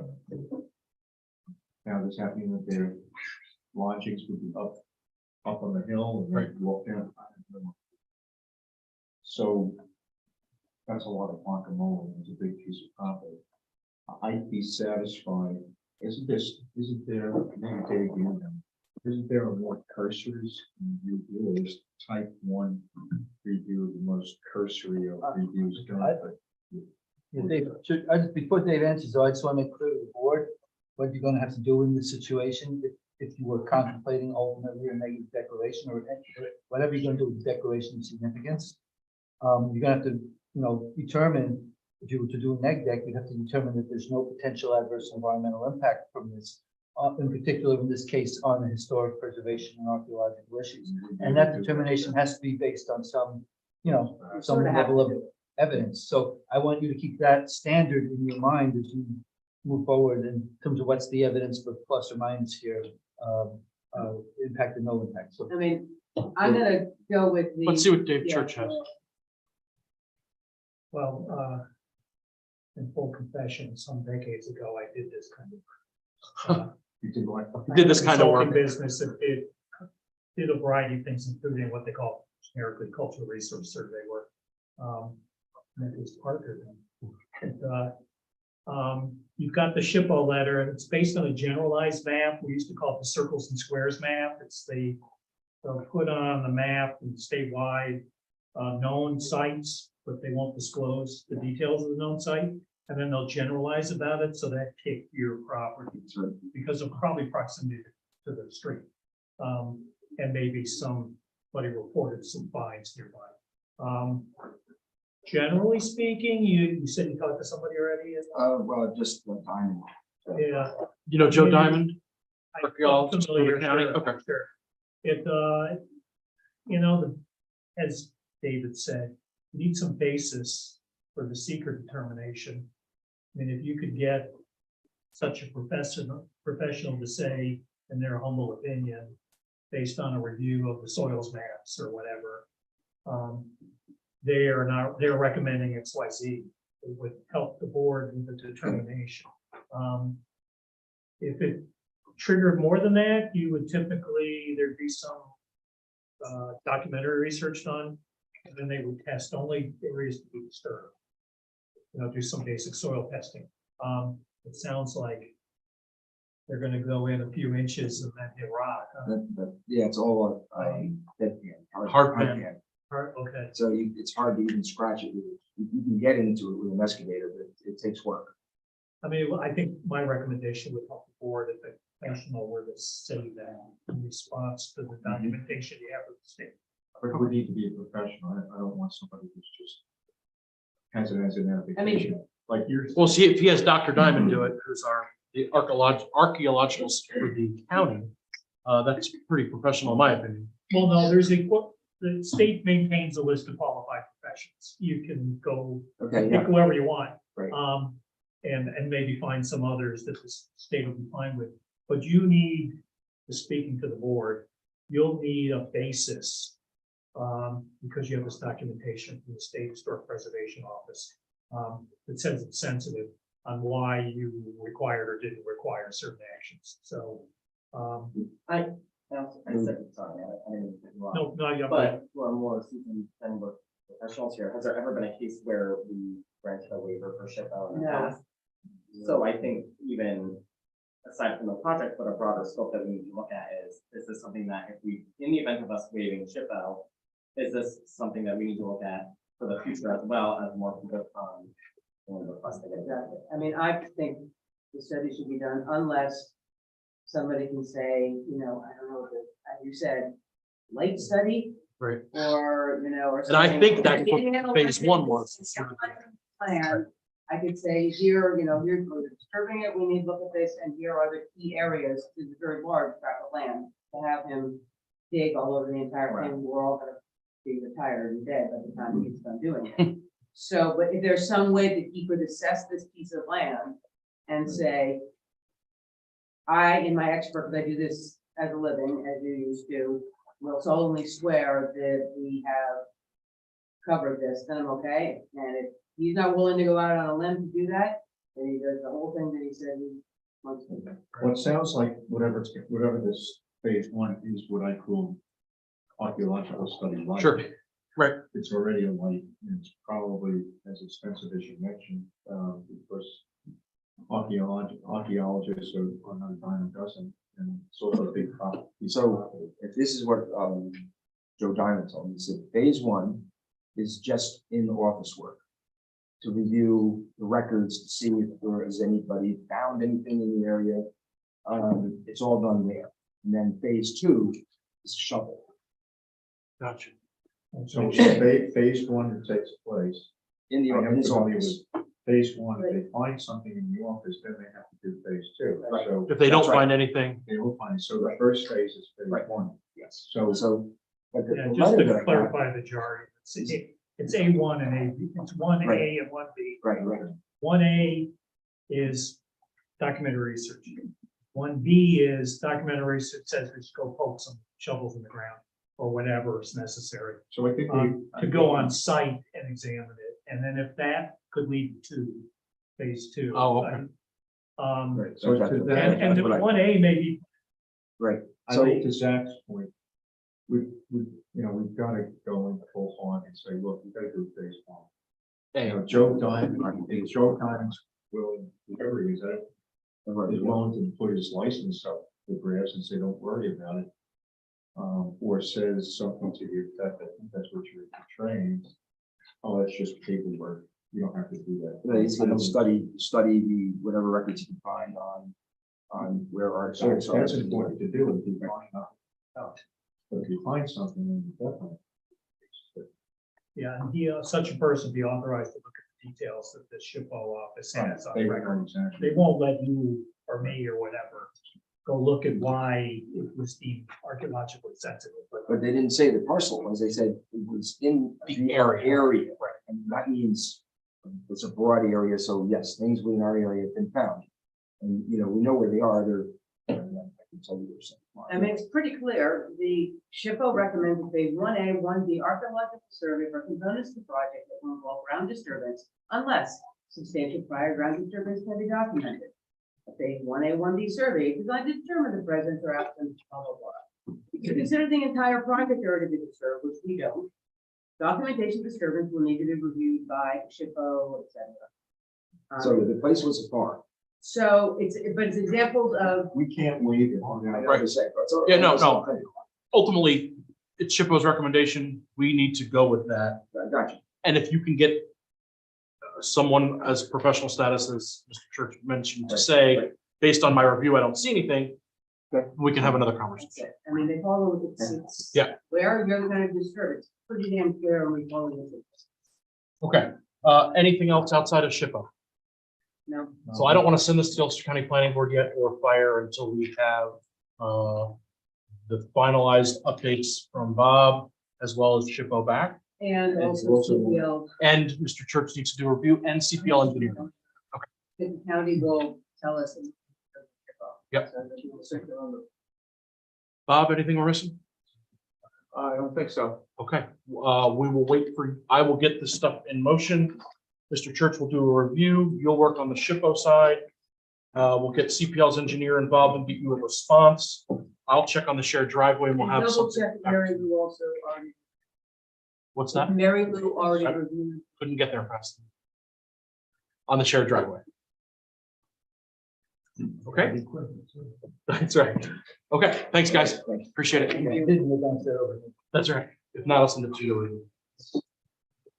Okay, What I gave you should answer the question. Yes, I was starting with that.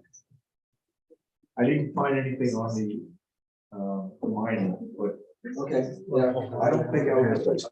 Local, teacher. Lives in the area, mentioned that. So, yes. I couldn't find. Yes. okay, Havana. Hey, Hey. hey, how you guys doing? Good, how are you? Thanks for being so transparent and We're here. proactive. Let's do it. We really appreciate it. Yeah. Okay, so Harana is back in front of us today. They have agreed by writing to eliminate the commercial events stature of their application. They've withdrawn the original application. They are coming now for site plan approval only. The items that they have submitted originally, we will take into consideration for their site plan review from the old application since it's still active. We do have a couple things that we need to do. I met with the applicant via Zoom last week to just go over their submittal and sort of what they were thinking. And we had a really good conversation about some outstanding items. The applicant recognized a lot of the outstanding items that still need to be completed. We did receive Department of Health response, which is in the file. We did send this to CPL Lighting for their review, which we got responses. Thank you. That's where we're at right this second. I have 4 things. Hit me. You dropped the most difficult. I had 5, so that's good. We do need to refer this to Ulster County Planning Board. Yep. since everything- I have Ulster County Planning Board, just for everybody on my list. Ulster County Planning Board, Ag and Markets. We have to do a public hearing, Ulster County Department of Health, and a sound test. Is there anything else I'm missing? Fire department. Fire, thank you. We need to vote on the parking exception. This is We need to Dave Church's, review. We got a vote on the parking exception. Parking waiver, The size of this. size and the amount. So we gotta do that. The New York State DOT letter was pretty specific. Some work had to be done. So I think that needs to be part of the site plan approval, the documentation and approval, that gets done and it's not. We had a conversation with that, and I also spoke to John Riley about that. Yep. You know, map notes, yeah. Yep. Landscaping stuff, I gave you some suggestions. All we need with that is just the final landscape plan, but we also need an estimate for the cost. And then since you're on the name Greg, you're gonna need to leave us with escrow, which comes to 125% of whatever the cost estimate is for doing the landscape plan. So if the landscape plan comes in at $5,000, then we need escrow financing for 25% of that to make sure the work gets complete. Aren't we leaving the landscaping the same as the? No, we have. So we did want to leave the landscaping as it was. The planning board, I understood that the planning board actually required that we had to add landscaping. So then we proposed we move existing grasses, which, Mr. Jones, are the grasses that you recommended. So we're on the same page there. We would move existing grasses to the border of the property to state, we do not want to do that. We thought that you are requiring us to do that. So if we have to do 125%, that gives us 125% less of that budget, and we'll have to figure out what that is. But we are only doing that because we understood you are requiring that. We like the landscaping as is. The previous businesses have used the landscaping as is. There is a barrier of a fence between the properties, but yeah, just to clarify that, we want. So you would our- propose to keep the landscaping as is? Correct. So the Okay, board so will maybe do something something. got lost in. Yeah, that was We 2 said- we meetings said- ago. Yeah, we said, well, you need to do landscaping. And we Correct. said, okay. Well, we said we don't want to do I landscaping. mean, and- I personally think the landscaping looks pretty nice in this Yeah, place. I agree. We have you don't need any landscaping. Okay, good. We love to hear that and that So We would that's just rather do my that. personal, I mean, because we've got, you have a bigger difficulty if for the 140-20, as I mentioned before, if you didn't have all that grass and open space going back, if it was pushed up and it was crappy and stuff in there, but you've got a nice buffer Yeah. pushing back. and trees on the edge of each like entrance. And like and it's it's a maintained grassy maintained, area. it shows how you go in, it Yeah. defines the, I mean, it sort of fits our. That's fine. So, Great. great. Okay. How, So how this- do we resolve that? Then do we remove the landscaping Yes. plan Yeah. formally, like with a letter, or do we? No, you is just this- take it off on your final submittal, you'll just remove the landscaping as you propose. And then the only other thing is a number of, questions for the CPO on the lighting. Do we have maps? Sorry. We didn't get that far, sorry. A lot of these questions. We also printed 5 copies of the stuff that got submitted after. Do you want those too?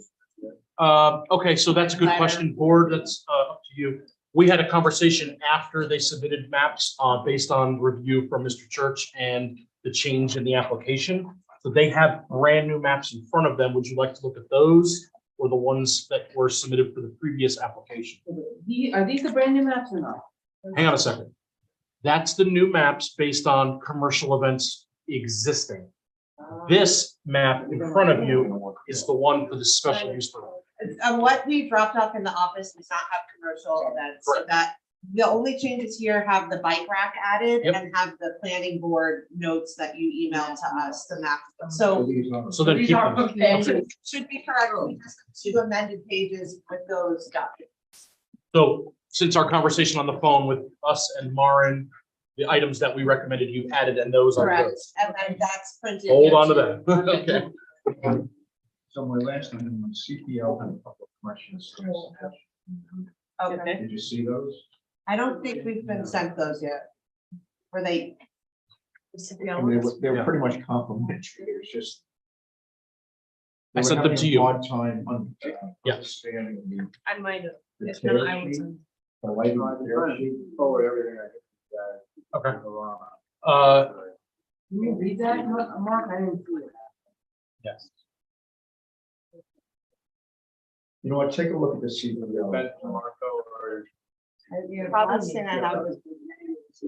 Yeah, It's from, yeah, I don't know if I saw anything, I haven't reviewed anything since. Who? CPO. Yes, they did. I sent the lighting to them for review. Is that going to the file? Kira is checking. Yeah,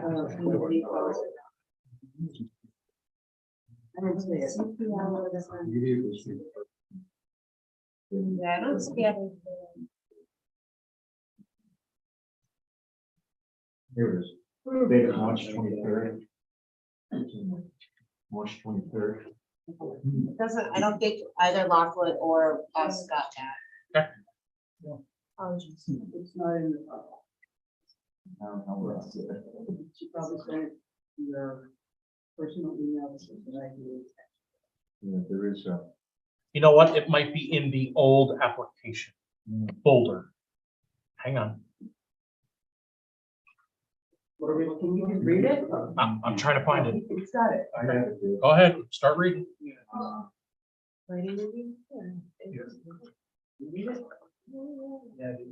I'm just going through it, some of it is. Here we go. In that folder. Yep, it is. I got it. Okay, Chairman Grasso, CPL's completed review. 1, the applicant has provided photometric point concentrations which are adequate for our review for the lighting code, which states lighting contours shall be required. The planning board should consider if the lighting concentration points provided are sufficient or if contours will be required. That's number 1. Number 2, the photometric plan. Let's answer. Go ahead. Do we want that? The points are fine, the contours are temporary surface. Where It gives an idea of where it opens, so I think. This is fine. The points are Okay. fine. Okay, number 2, the photometric plan does not show the entire parcel. However, it appears that there will be no lighting spillage onto adjacent properties, and therefore the maximum 1.0 foot candle spillage onto adjacent properties would be met. The lighting plan is showing some lighting spillage onto the Rondout Creek, which the planning board should consider if appropriate. This may be resolved by facing the light near the southeast corner of the parking lot towards the lot rather than towards the creek. So why don't we just do that? I like their Do you recommendation. understand Just move it, yeah. Yep. Point the other direction. Slide it down a little bit. Because this is a smaller quadrant. Yep. So if we're already at 0 here, clearly we're at 0, 0 at the edge. So- Eva, I will send this to you. I'm Right. sorry. So the only place is that little tiny place in the, right, in the parking. So- Number 3, there is light spillage on the Route 209. However, it does not appear to be at a level that would be unsafe for drivers. It does not exceed 1 foot candle. I think that's fine. It's fine, we say 1 foot candle at the periphery, so that's fine. The applicant should clarify the lumens of each type of proposed light as the text on the plan is too small to read. All quotations, all lighting over 2,000 lumens in strength shall meet the full cutoff standard of the Illuminating Engineering Society of North America. If any of the proposed lighting are over 2,000 lumens, the light manufacturer will provide a certification statement that the lights meet the standard. I believe that these are all These are under? all done, that's Okay, fine. nice, good, okay. So that just stick an extra note on Yep. general exterior lighting. Last one, number 5, as per 140-20H8, all site activity areas, including parking lots and walkways, shall meet minimum IES&A standards and exceed those standards by no more than 20%. The applicant consultant will need to certify that the proposed plan meets this requirement. Michael, can you give me a letter or something? Okay. And the only other thing I didn't mention, I think we mentioned, we generally ask that after the picture line is 50%. Yeah. Yeah, we have that. So rather than Yeah, there, that's- in there. Okay, so lighting, I feel good on. You'll make the changes, get those back to us. I'll get that letter to you. I apologize for not seeing that. Rick, you're all set. Okay, Patrick, anything you're missing? Okay, Maren, I know we did a detailed review with them.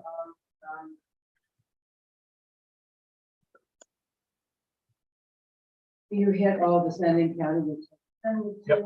think for dumpsters, you said are on the plan. Yep. There, lights are on the ones that are there, and that, which one said has a light basic interior layout as you sent it to you. Same thing. Yep, yes. Yeah, that's, yeah, the floor plan. yeah. Important thing. Okay. A question. On the water, again, the water analysis guy, I don't know if you just need typos. But when you look at it, you use 1,000 gallons per day, and then there's another little 10 gallons per day, and then after that, pull up all these guys things. It's like, it's 043. it's 0.43, blah, blah, blah, then it's 0.043 to the 10. But like you change the numbers, and I think you just slipped a number in there. The gallons per You see the gallons per minute, so I didn't know if that was like calculated, I don't know. So my question for you is, the Department of Health has been on site, they said, for that amount that they said there, that's totally fine, it can support 1,600 gallons per, what is it, day? But if that's wrong, it should be 10 times something else, but I think we'll still be under 1,600. Yeah. So could you just have them clean up the numbers so they all match? Yeah, we just need those to be congruent. Yeah. And so specifically, it's the employees line of the gallons per minute. There's like that extra 0 after the decimal. Yeah, I think he just flipped an extra Sure, zero. we'll It have looks to like work on it. that. Because that could Right, change our so they- calculation, even though it might not be out of compliance, it could change the calculation. Right, I mean, when you look at the gallons per day as 600 and then the employees is 60, that ratio would make sense. Then you break that per minute, That was a 0.4 to 0.04. So I think that's actually intentional. I will say that the, both Department of Health and engineers said 1,600 gallons per day is a lot of Huge. water. Yep, okay. And so even 1,100 gallons is probably a little gracious, but we're gonna add a water meter once we're in there and get actual readings. So my feeling on all this is we filled the water issue. Yep. Especially Department of Health has come out and have a letter saying. Yeah, I agree. But then it specifies also that if the second part is done, that the UV, so the condition of approval would have to have We'll have that. that, stuff in there, so that water is filled. Absolutely, everything else to me looks fine, just the parking, I guess, the waiver and the size. Yeah, so let's talk about the parking quickly. Let's nip that. we need to discuss the size and amount of parking spots. So the width is generally 10, they'd like 9. Yep. I'm fine with that. Me too. I've done that before. And the reduced amount of number to 30, No, there's been so 20. many numbers, I'm like. is it 26? 27. Oh, 27 parking spots? That was Okay. required, right? That was Yeah, 32. 27 is required, there, You're asking for a waiver to get to 27. 27 is what is required, we're asking for 32, so we're Yeah. asking for 5 Oh. above the yeah, there might be required. more. But at 9 feet. Correct. The Okay, waiver is understood. the 9 feet. Okay. We So don't I have need to a, give them a waiver for too many parking. do I have We a to motion? Waiver, it's too little parking. Do I have a motion to accept the waiver of a 9-foot parking space? I will make a motion to grant them a waiver to make, instead of 10 feet in width, to make a 9-foot in width parking spaces so that they can increase the number of parking from 27 to 30. Thank you. Rick, second. All in favor? Aye. Any opposed? Abstentions? Okay, waiver, good. Great. Then on Mr. the Church, no- we're good on the waiver. I'm then just on the going noi- through. On the noise also, Yep. so everybody saw that, because that was an issue at one point. So they did all the tests at the edges where it's supposed to. Because before it wasn't at the edge of everything, and everything, as far as I saw when you look at it, everything comes in well underneath the 10 decibel level. You know, even at. So I don't know if anybody else looked at that, if anybody has any. I'm okay. Yeah, I feel okay with it. Okay. So sound, we're good. Water, we're good. We did send this to fire. We did not receive a response, but we did not follow up, so we will send another follow. They said they were good?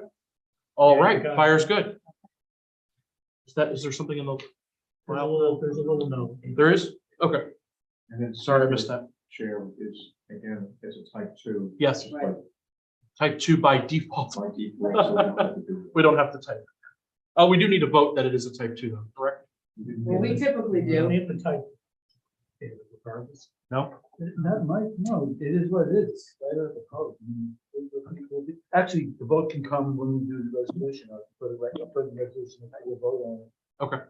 I It's thought you really- had to like vote to type it even, except if it's something that's a type 2 by code. If it was something like this, that in theory could have been a type 1, you have to say, we would like to type this as a I type guess 2, I- and that's just a semantic. Typing is always by code. I guess there are certain rare times when by, there's discretion, but that's very, very rare. There's a type 2 list, and there's also type 1 list. Right. It's If the on pro- the type. If the project falls on the type 2 list, it's type 2. It's not a discretionary decision. There are times when it might be, but those are pretty rare. And I can't even think of any off the top of my head, but it can occur. This is type 2 action because it's on the list. We can put it in the resolution with the reference to the list, that particular item, and we'll vote on it at that point. Yeah, we've always voted on Ahead it, of time. consistent with what the handbook says. Does it say that in the handbook? No, consistent with what the handbook says, it's either 2 as per the handbook or it's a. Well, first of all, the handbook, even though I relied very heavily on the handbook about 45 minutes ago, handbook's not law. What we will do for both typing and also for declarations of significance, we will stick with the regulations. And regulate, there's a type 2 list in the regulations, I will consistently referring to that, unless there needs interpretation like we did on the restaurant.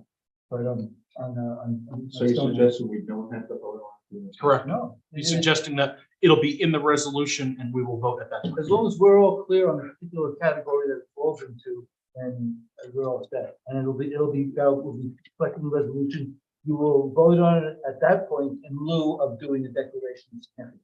So what about it's listed or unlisted, you vote on those, that as well? or is Type that- 2, if it's type 2, it's on a list. Type 2 though. Unlisted is only, an unlisted action. Not is an on the action list. That's not on either the type 2 list or the type 1 list. That's what makes it unlisted. It's very tight definitionally. You don't have to worry about that. Type 2, type 1 are unlisted. All right, just keep us on, of course. All right, and I'd like to make a motion. Hang on, I want to just go over Mr. Church's final things before we send anything. So the lighting plan review, do we want to send this back to CPL based No, on anything? it's fine. Okay, Go great. against the- New York State DOT, I'm just going through the list. The DOT, it says as previously noted, DOT has requested certain work. You're going to add those items to the map. They were added Okay, on that one, in done. this and we submitted it. The last item Mr. Church is recommending is floodplain development permit. Planning board coordination with the town code enforcement officer is required, although determination rests with the CEO. Current site plan submission does not appear to trigger a need for this permit. I'm good if you guys are. I don't think we need a motion. It's our recommendation. Okay. All right, so I have Ulster County Planning Board, Ag and Markets. Anybody else I'm missing since everything else is back? Fire's back. Yeah. Okay. Chippewa was back once. Yep, already got it. Okay, so I think we are ready to set for public hearing. Well, I would like to make two motions. Sure. One to send it to the county. Okay. To Ag and Markets. Thank you. Second. Second. County and Ag and Markets. All in Rick favor? second, all in favor? Aye. Any opposed? Any abstentions? Okay, we'll get this sent to the county and Ag and Markets. Good. And I'll make a motion to set the public hearing for the next regular schedule. Okay, so motion on the floor to set a public hearing for May. Here, do you have that date? That date is May, I want to say 12. Hang on. 12 May. Meeting date, May 8th. I have a motion. Do I have a second? I have a second. Patrick, all in favor? Aye. Any abstentions? Any noes? Anybody else? Okay. All right, public hearing for the next meeting. We'll get that public notice in the mail, in the newspaper to be published, and here we are. We'll be in touch. Thank you. Good work on this submittal. Excellent. Thank you. Thank you. That you guys are working on it. It's duly appreciated. Please use time. Keep copies of the.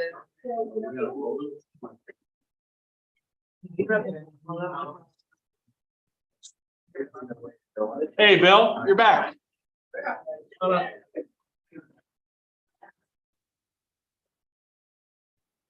It's with the Trying to copies get you of the this. stuff we did really good. So well, the first half hour. Perfect.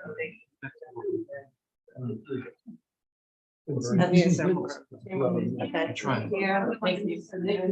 Okay.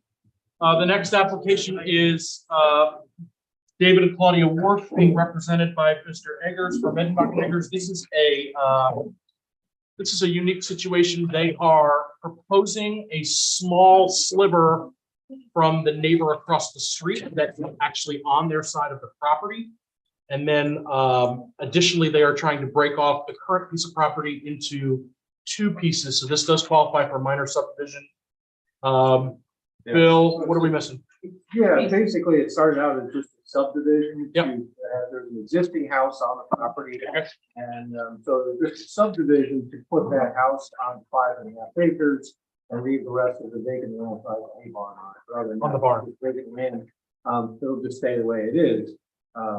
And if, in the course of that discussion with them, I said, well, you know, there's this ongoing issue that I'm aware of, that the big piece of land across the road that you also own actually comes across the road, runs along the edge of the road in front of these parcels, essentially, technically cutting off the road frontage from. Let's get it cleaned up. Right. Yeah, I agree. We appreciate that. So that's just a minor technical detail. There is this little lot line change with the lands across the road. But, But the lands across the road is owned by the applicant. yes. Okay, so we have the lands across the road, which is the applicant. So we're doing, Two things. we got a bunch going on here. We're doing, there's a question also, can't we make a motion to certify the lot line adjustment and do the lot line adjustment now before, we have to do the lot line adjustment before we subdivide? Because there are two different deeds. Well, it's two different actions. How do you subdivide something? Or you subdivide it first and then you wait and do a lot line afterward and give. each That's one what of I would, these- But you're giving each one of those two separate properties. Yep. All of them separate properties, those are the pieces. Yep. Why not give everything as it is right now? Do it first, do the lot line first. okay, But to your point, the lands across the road, they're, it says Eagle Hill. And That's- Cherry Oak, that's the LLC of the owner. But it's the Warwick. Yeah. Warsh. Okay, So- let's go on. Do you want to do a lot line certification first? I make a motion to certify, lot line. I'll second. All right, hang on a second, because I was not prepped for certification. Okay, Kara, we're gonna need a lot line certification. Get that one. Okay, Maren, with a motion, Zach second, all in favor? Aye, any opposed, any abstentions? Okay, so that property is now over there. Okay, So that will be now, as part of the full submittal, it'll have to show the lot line in there with the lot line note. Yep. So that'll be an additional note, but in the right to farm right now, Yeah. like the right to farm will have to be there anyway for the sub.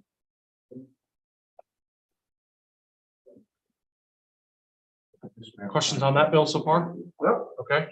What other items do we want to do on the subdivision that is pressing? I have a letter from Bill's partner, Medenbach and Eggers, for septic. Mr. Warsh, can you just speak about what maybe you're doing here? What is your goal? Well, this is my son. What we're doing is cutting off my parents' old house. Okay. Which is part of the farm. And to have my son take ownership, and then just the remaining property is gonna be left as it is, With the barn on it? with the barn. Okay, so no proposed development? No. No building, you're not changing anything, the schoolhouse plot still stays? That's the- Okay, understood. Go ahead, Mark. I have a list too, but you can start because I'm checking mine off. So the preliminary plan, it's pretty beautiful, simple. Yep. Subdivision.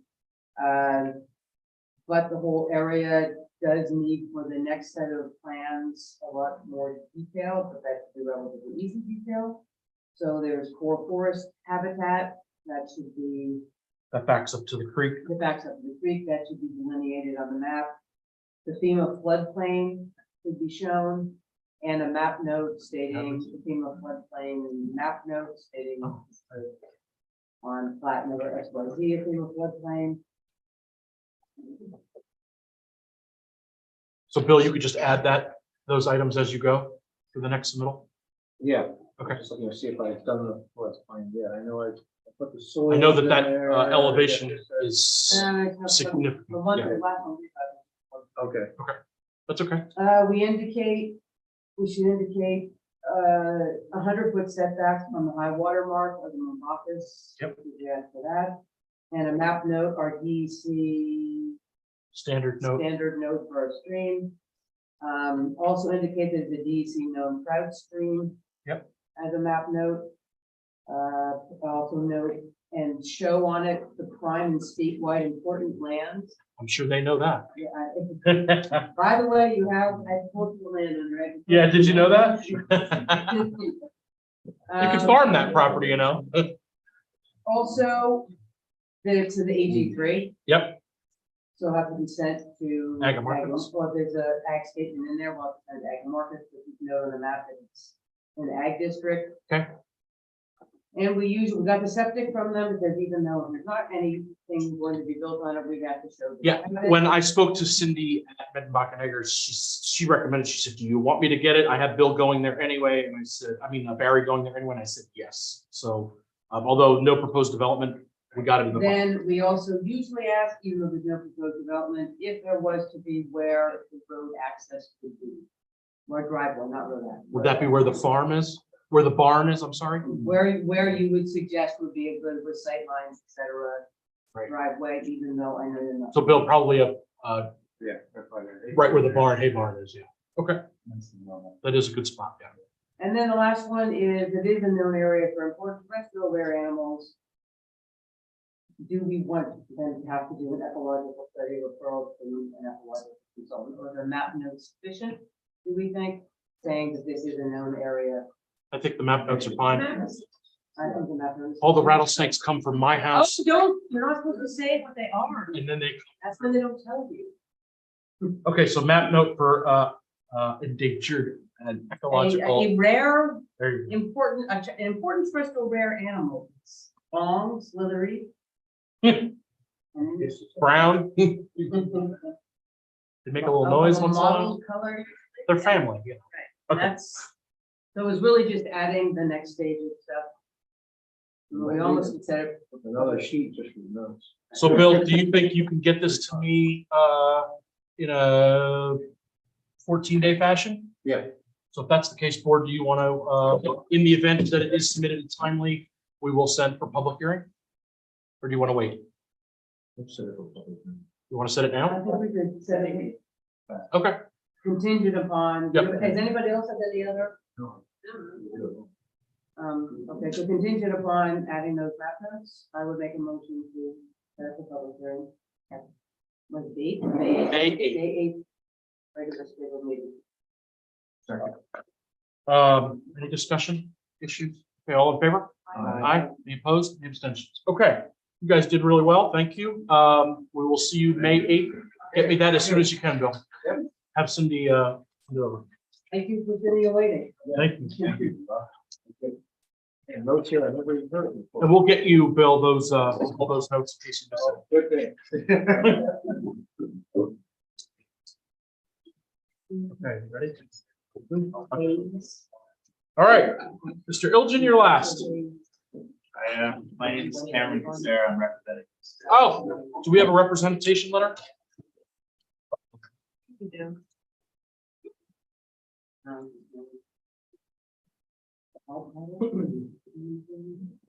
Cameron, I got it. You're in good shape, buddy.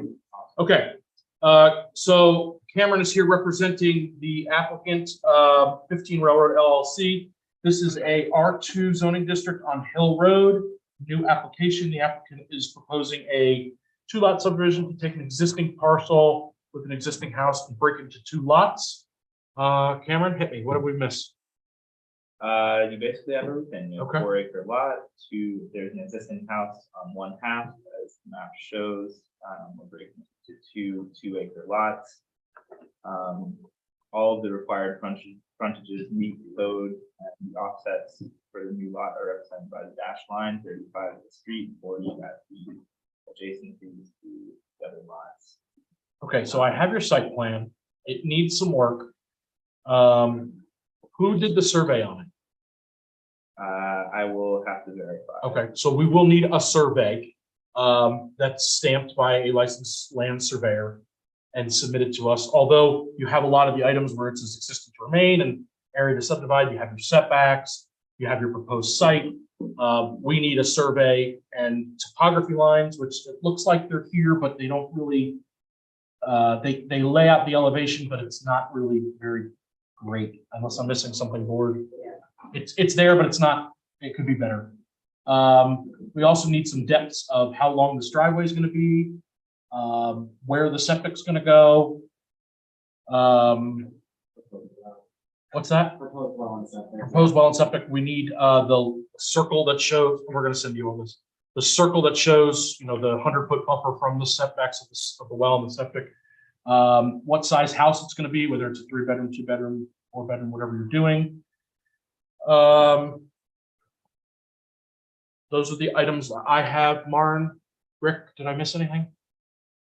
You just need a lot more. Yeah. Basically, needs to be real. Right, so this, It's a real survey. right, so this is a good sketch plan. Which is a great submittal. That's why you got on the agenda. Although we need to have our consultant take a review of this, and I can't send this to him without more information.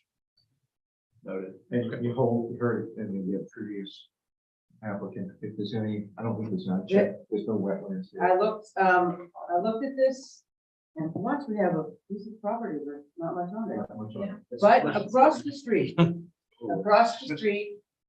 you have wetlands. And the little tiny corner that comes, if you're looking at the map, it would be the Southwest corner. upper, thank you. It would be where Oregon is, the Oregon corner. Yep. There's a little tiny bit that comes across, and it's not anywhere on this property, so you'll need a 100-foot setback mark. That will go a little bit on your property, but you just need that line on the map when you get over. We also there. need neighboring SBL properties. Basically, you need the whole. We need the whole list. So I'm going to Yeah. provide you with what we call an application checklist. This is sort of like the nitty gritty, down to earth. It gives you everything that we would need for a minor subdivision. So I'll give you that. And then Kira will send you a list of everything we discussed in here in addition to this. And then if you get that back to us within a reasonable time, we can get on the next agenda. Then we can have our consultant look at it, set escrow, do the whole, we're a little premature, which is okay. April 24th is the deadline to get it back to meet the May agenda deadline. That might be a little too close to call, but if not, we can get you on it. Otherwise, after that, once that happens, we'll have a consultant take a look at it, set escrow, set it for public hearing, go through the public hearing process, and then make a determination. So you're a couple to 4 months out, if that makes sense. 2 to 4. Sound about right, guys? If all goes well, 2 to 4 ish. I think the key thing on this is that's the first time I've ever seen a lot that is exactly 4.000 acres. So if this turns out to be 3.94 acres. Then we got a you have to problem. Get a variance, you're not gonna do it. That's why we need a real. That's why we need a real survey. Okay, any questions for us? We'll send you a post-meeting letter with outlining all this. This is also available on the web, but I do want to give you a hard copy. And I think we're in good shape. Excellent. Thank you for All right, surviving. thanks for, yeah, at least you've experienced what sort of goes on, so that's probably a good thing. Good or bad? Yeah. No, absolutely. I know we're finished with the projects. Could I just go back to one of the projects? if it's Sure. Appropriate. Yeah. It was the public comments about the noise. Stonehouse? Stonehouse. And, you know, I'm real happy that everything is squared away. Agreed. But I am concerned with this. For every project that comes in, wants to create a sound experience for their guests, but impacts the neighbors. So, you know, we had a lot of suggestions, some additional landscaping. I'm a little bit, there's a lot of trees around there already. Like the idea of, if you're gonna have a live band, you need to have a movable or some kind of bandstand that has an overhang. I call it an overhang. You know what it comes for. It's a sound contraption on the top, which is usually angled at 30 to 45 degrees, and it projects the sound in fashion in which it's like a stage. Sure. With a stage, right? Like amplifying the noise that way. In that direction, as opposed to just going all over the place. So I'd like to, what the board feels about that in this particular situation. And maybe in others too, just to say, hey, look, we're serious about not impacting my neighbors. Would we have to change that in the town code though? I don't No, know. we're- I don't think so. Able to put mitigating, Yeah. I'm not using the proper. You want to weigh in on that? Yeah, one of the screwy things about some of these applications, including this one, and I mentioned it before, is that this is an outside expansion of a commercial activity. And so the way the DEC has set this up, which is insane, they could be expanding that outside activity for 10,000 square feet for a quarter acre. And it just doesn't count because it's not inside, but when you do something outside, it obviously has a greater potential to have impact on neighbors, and like greater potential number one is sound. That's the one that's immediately there. Fortunately, the town code's not bad. You got 10 decibels is a fairly it's tight 10 decibels over the 10 decibel delta. So the two aspects of good news there. I mean, I don't want, if we want to go ahead and either start doing that here, and then maybe that can morph over into the town code, if the town board wants to pick it up, that's fine. But the two things that struck me about this is, number one, we put this in the code, then it's an overhang on it. I mean, we put this in the site plan approval, it's an overhang on everybody, because the building inspector's got to deal with it, and it's there, and it's easy for these guys to do. The second is, as I said, among all the environmental impacts that, well, first of all, if we're not going to do seeker on it, then we have to make sure that it's something that's in the code. In this case, it obviously is. But in this case, the mitigation is super easy. Like when they were running around saying, we went up to them and we asked them, and so I'm like, dude, there's a knob. Turn it down, right? You talk about amplified music. If this was not amplified, there would not be a problem. Nobody comes running in here and says, the acoustic guitar is too loud. Yeah. So if it's an amplifier, it's got a knob on it, that knob can turn, and that's all you need to do to get yourself under the code. It's not rocket. I mean, I'm not much of a technical guy. And it seems like the I go to applicant law is school. willing to work. But what's the problem? Once again, Mark, you can't. I agree. say that. No, I agree. Because somebody else could come in and they could be the state. Or they could sell it Def tomorrow. Leppard. Right. And with this, and we haven't put something in Right. that says, Right. We need to mitigate it as best as we can. Absolutely. But I think like Rick said, in this situation, potentially I make sure the CEO has has the sound manager's, phone number in his phone, and, you get a complaint, it's like, you want me to come out there and issue you an NOV, or can we just turn that knob down a little bit? But Jerry's not gonna come out. We don't have the staff, realistically, we don't have. Right, we don't have the staff manpower for, in this town. Nothing's gonna happen, so we need to see. At that point, this board can only do what it can do, then ultimately, everybody goes before the town board and says, all right, what do we do about this? But, Exactly. it's a problem, I mean, we and have it's the not just authority. this one, there's others applications. That's right.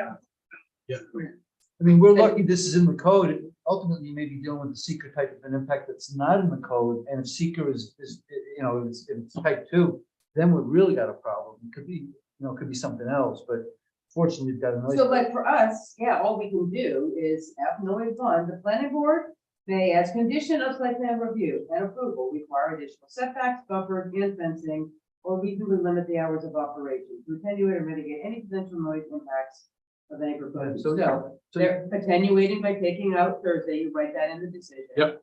They're. Oh, I totally agree. Well, They're, let me tell you, there's no, and you mentioned this, there's no time requirement in town code. It's not like 3 days a week, this, 2 days a week, that. That's typically a seeker thing. That's like, that's seeker mitigation. But here, they've got to stay under 10 decibels above 7 days a week. background, right. 24/7. People are using, sorry to interrupt, they're using their cell phones and not using actual equipment. Well, That's not a Because law. I work as a physician, when they tell us to turn it down, we have to turn it down. But, our applicants here, they're not gonna be listening all the time, they're gonna be bouncing. This is going to be a further around. conversation between the applicants, fans, the citizens, and the Code CEO. enforcement. And ultimately, if this, stuff like this keeps happening, Haran and whatever, we're going to be, ultimately, we're going to circle back on it and try to get more of these things It's in. overdue in the town of Rochester right now, let me just tell you, the summer season's coming up and I'm already like, knowing I'm gonna be stuck in my house all summer, I can't use my back porch. At all. And that attitude is going to, ultimately, the town board is going to hear that. This board is doing what it can. This is the code. You have to prove it. I mean, I'm surprised we're even talking that out there. It's like such an obvious thing. And you've got a 10 decibel delta in the code. So we're going to put that right in the site plan Condition. approval. We're going to send it over to the CEO. So he's got it. We're going to give it to the neighbors. Then, you're winding everybody up and then see what happens. This board, you heard it, Yeah. which it was 2 neighbors, the only 2 neighbors, they looked. The only same neighbors thing. who can. We heard it, we took it seriously. Same thing with the racetrack. And, You hear that? A neighbor in town. Yeah, other businesses, it depends on which way the wind is moving that night. Yep. It depends on the weather, humidity. Oh, there's yeah. all Many things that you might hear it on a Friday night. Unless you're a neighbor, you hear it Right. no matter what. Right. And some people might be doing studies at like 6 o'clock in the morning when there's. No. music when the shit's moving. Well, But let's just say, over, okay, let's just take over, and because Mr. Gordon's totally right, all they turn it down, but we don't have the staffing to turn down. To All we enforce can- it to turn down. So all we can do right now, guys, and back to this is, put in the thing, you must put up, I'll show you examples what we give into other things, you must put up the. Barriers. Block or whatever. Yeah. You must have an overhead, whatever thing, and you must put 5 white pines in, and that's all we can do, and that's all we can do. So- we've done what now you're going even farther, you just, we're gonna require certain things, you probably want to have findings from a technical person that this. We're doing what we can as the planning board, ultimately, the town board's got to decide. Exactly. where I'm going. Mark, going back to the flapping bird, the crested hen. Yes, We ended up putting in stipulations for soundproofing in the building. Because it was inside.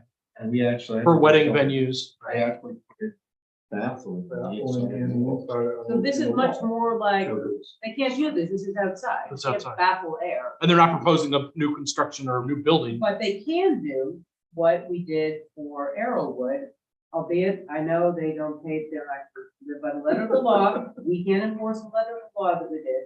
We can say, you hang, you face it, they're already facing the right way, that's one thing you can do. Yep. We can, that's what we also said, they must do some planting, they did do that. And you must hang the noise heating up kind of fabric and stuff.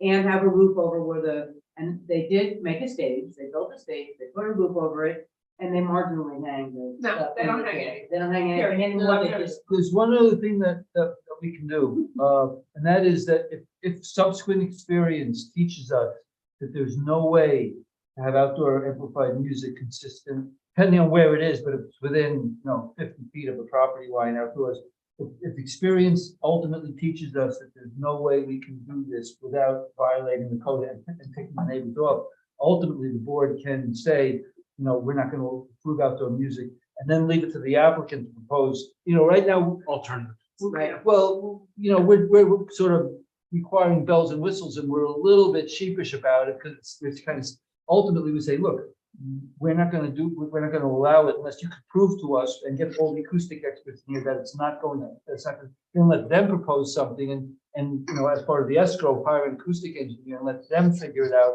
And that'll be a much more robust solution. And I would suggest we begin to cross that road. If we see another couple of applications you're and then down the road, and also maybe some of the Airbnb situations, which we're not, people having parties or whatever, ultimately it's going to affect the town. And so if we see this, let's say in a year, due to that experience, we can either, if the town board wants to legislate, great. Otherwise, we can say, look, we've seen this show before. We're not allowing outdoor music. It's just, experience tells us that it's not going to work, and we're going to have all these enforcement problems. And so ultimately, they'll say, well, we'll mitigate it by building everything else. Yeah, But so ultimately- I think, yeah. I do too. I think we're exactly, that's. We're not there yet, but we're No, migrating.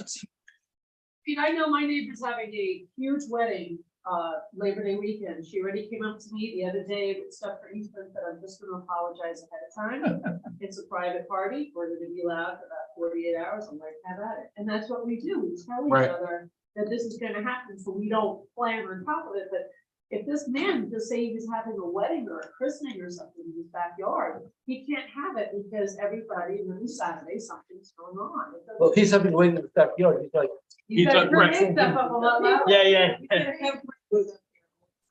All right, we'll keep going here. Other matters, any discussion on the March 13th meeting minutes? We have an opportunity. Can I have a motion? I'll make a motion to approve. Thank you. Second, all in favor? Aye. Any opposed? Any abstentions? Okay, so we got the March meeting. I have a couple of, I think the minutes reflect that you voted like to. because he said we didn't have to. Understood. Okay. But you did vote. Okay, gotcha. So, okay. Kira, we need to That's considered an action. understand. We need So why to, don't I make a motion to hold off on voting on the minutes. I did not read them, so I was going to abstain okay, until they're corrected to reflect okay. I'll all add it the to the, actions that we have done. very good. Can you add the, typing the Stone House as a type 2 seeker since we did vote on it? And if there were And any I will other move that concerns. to the workshop meeting to approve. Okay, next thing, housekeeping discussion. A couple things have come to us. One, from Doreen, was about the Google Drive. Are we okay with the Google Drive? Do we have Yes. problems with it? Is there issues? Do we need it to look differently? Okay. Agenda layout, I made, Also, to the Google Drive, the only complaint that I had is why do we label each file the date first instead of the name of what the file is? Because it's harder for us, tonight we scrambled to find the noise study in the Stone House. So, or whatever that was that we looked for, so why don't we change the file to say the name of what the file is and then the date, because when you have it open like that, you see the whole entire title. The problem is, Because if the- you want to sort it, you're not going to, you have to, it sorts by number, file order rate. so if you So keep you- the date first, it sorts by what's the most recent. Most recent, and then you're gonna be really lost with, maybe we could have, Maybe we could shorten that to say like 3/10 instead of March 13th, 2023. or we could put more data on what is in, you So, get a really long title that. What's that? If you do so when you do the 2023, that makes it first, that makes it so that anything that we receive now is at the very top. Oh, I But if see. you do 3-25. It's not gonna- Okay. So we gotta keep the date. one thing about the date is, the date will sort tried. separately, it's a separate. No, we want the file, the actual attachment. Click, yeah, go ahead. No, you're not in the right spot. Here. See how we have, just once we click it, It's the date of the items first. Yeah, So that's how it's so I'm sorted. saying, but if you do it in the list view, Yep. the date will be a separate column. Correct. Do it that way. Yeah, that's the date it was last modified, Okay. not the date it was. What I also might suggest, Yep. would you suggest, Dorian, instead of parsing through it, like just the name, he uses the picture, you can change how you see it, 'cause I tend to do that, and that way it's a lot faster. I tried that. You can't change, it's ASCII code, you can't change. it. Built into the system. Sure. All right, so. Okay, moving on. Moving on. Do we like the new agenda layout? Very much so. Trying to give you as much information because when I look up something, I need the SBL, the ag district, I need these things to make. It makes sense. Okay, It's good with good for that. your eyes, so I love Okay, it. future meeting times. It was brought by a board member to keep the times the same, whether they're all at 7, all at 6:30, rather than having the back and forth of a workshop at a different time compared to the board meeting at a different time. I would make a motion that all meetings are at 6:30. I would happily second that motion. I'm fine. I cannot make 6:30. Okay, let's do what it's saying. Well, it's That's just, 1, 2, 3, and that's, you can't make it, you're not doing it. I don't want to wait for every year. Are you able to get to the workshop now at 6:30? Barely? It's a pain in my. Okay. I got too much, sorry, but I can only feed the horses. do all- Understood. I have like things that need to be done. at certain times. Getting in here earlier than this, the 7 in the town. What do you guys want to do? So the reason that I brought this up is 2 reasons. One, because the meeting agenda template has 2 different times always, and it's a fight going back to figure out which one is which. I don't care what time we meet as long as it's the same. The town board also did this as well with all of their public hearings that they're having now because of their code that they're changing. All of the public hearings are at 6, all the meetings are at, so immediately to follow.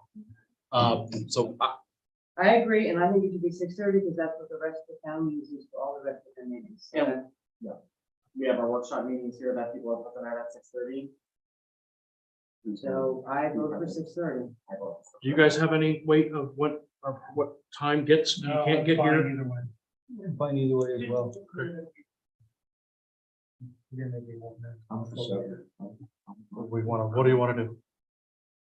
Well, hold on. All right, we voted on it. You what? Well, do you want to wait until Zorian is here also, the other board member? And we have another board member seat to fill, so why don't we table it? Until, So Patrick, we have the next workshop meeting is at 6:30. Do we No, want no, I can make the 6:30, but it's in that. Okay. The 7 is on the workshop. on the workshop? The 7 o'clock works better for my schedule. Okay. Like, All right, so let's table that conversation. We'll have a conversation at the next meeting. and I'm not going to be at the workshop. That's okay. And All right, also, can I let's- do a workshop commentary? Workshop commentary? That they're really supposed to just be, so Rick told me that somebody, there had another application. Right, so let me get to that. So at our, you've been ahead of me all night long, you know that? Somebody's never that. Yeah, that's good. I like that. Okay, the April workshop meeting, we have local law A to review. If you have not submitted your subdivision comments to Kira, please do so. Most of you have. We have the moratorium extension law to review that just came out from the town board. We also have a couple of larger applications, one being DeJager is back. They submitted their items on time. We have Mount Laurel Way, who we didn't put on today's agenda because we had a full agenda already and they were the last to submit, so I moved them to the workshop meeting. And then we have another application that I'd rather not discuss in public that is also ready. So, We're not supposed to open up, a workshop is for a workshop. It is Okay. supposed to be like for the Jager. correct. Or you will change the plan of the planning board to 2 meetings. a All month. right, so here's my conversation on that. We are receiving applications flooding in. That's fine, so did I. Okay. So did Rick. So That's the story of how it goes. why would we not want to be proactive and utilize the workshop time to take advantage of that rather than have meetings till 11 o'clock at night? Then it's 2 meetings. It's and 2 not a meetings, workshop, and it's so- not a workshop. Okay. And some of us have lives, actually. Okay, so You don't want to put anything on the meeting that's not workshop related? I do a workshop, and that's the way Mike Baden had it. And then I took from Mike Baden, it is for a big, it's a workshop. For Understand? a big, complex. So when we had solar farms, we'd have a lot of work with that. We Sure. did Solar farms. Right. The Jager's a lot of work. Jaeger makes great sense. Yep. If you want to go through all the moratorium, local laws, Yep. et cetera, we're just discussing that stuff. That's workshopping kind of things. It also is too much of a demand, I think, on the public to have, they're gonna have what, 2 public hearing type things, because it's too confusing for the public. Right. So I was not proposing any public hearings at that meeting. But I was it's proposing, still too confusing for the public. okay, so then we're okay with having long and lengthy meetings Yeah. once a month then? Is it a possibility to, because of volume, add an extra meeting when necessary? Well, what I was thinking, and I'm talking out loud, sure. That's how I feel. I would rather have multiple shorter meetings rather than an abundance, but I agree with what Maren said. I also don't want to confuse the public with public hearing times. I think that the public hearing, in my opinion, all the public hearings should happen at the regular meeting. Okay. I agree with that. Makes sense. But when we have an influx like we're getting right now at, what's doing here? But by Friday, we will have 6 new applications. How many lot lines? None. They have to be 2 lot subdivisions because. At minimum, yeah. Or Yeah, we have some that are back. We have 2 special use permits. We have a site plan approval. There's things that are coming. Yeah, I don't want to start putting regular stuff. on the No. workshop. Okay. I agree. Okay. As an No, as an I don't know, exception, whatever, but that, everything becomes an exception. No, it I'd should rather just not- be I'd rather for, not. so how about for existing applications? no, So just do something on a size that's like the Jaeger or exactly. a special use permit. Like, look up the definition in Oxford. English Okay. Dictionary. As long as the board is okay with lengthier meetings, I was trying to avoid that, that's all. I'm okay with 11 public hearings. We already do it. Okay. We already do it. Fine, okay. And I have the same problem, it turns out, Mark, with the 24th. I thought I'm going away the 24th. I thought it was next week I was going away. I'm gonna be away. the 24th. Okay. So I can't make the workshop, no matter what's my. Understood. Because you have things you have to vote on, you can maybe not get quorum. You start having 2 meetings a month, you start having quorum difficulties. And so, once again, if you're doing a workshopping thing, you're not gonna have an actionable item where you would need a quorum, where would you need to vote, where you need Sure. to decide secret, where you would need to do whatever. Understood. You're going through a thinking process. Okay. So I do have DeJager on the workshop meeting, That makes sense. and I do have the 2 lot lines at minimum. Lot lines? I'm sorry, the 2 laws. local laws. Laws, definitely. Yeah. That's during workshop. Okay, so now we need to talk about what time do we want to have that meeting? Keep it at 6:30? I'm not gonna be there, so then whatever you want. You're okay with 6:30? Okay, I'll Okay. submit my comments on the law. thank you. Have you submitted any? Well, since I wrote the subdivision changes, I was. So you wrote the law, so the answer is yes, you already submitted your comments. Okay, I have 9:22 and I don't have anything else to discuss, so a motion. to Wait, adjourn. wait, wait. Oh. I have, real quick, I just want to put an idea in everybody's head. There were 2 things that were said tonight that we've actually talked about, but that really made my ears perk up, and I wanted to throw a broader idea out there. We've already talked about this a little bit, but I wanted to understood as clearly as possible, and this is actually a good way to talk about it, because they're not here anymore. One comment was when they, again, on the noise, when we said, no, we went and asked the band, we just, we did what we could. And the other comment was when, was on the archaeological question, and the 2 things I want to say is applicants will say anything to you. And there are certain things that, you know, and especially the culture to respect the applicant. Sometimes the things that they say will carry great weight. And I want to just throw out a caution here.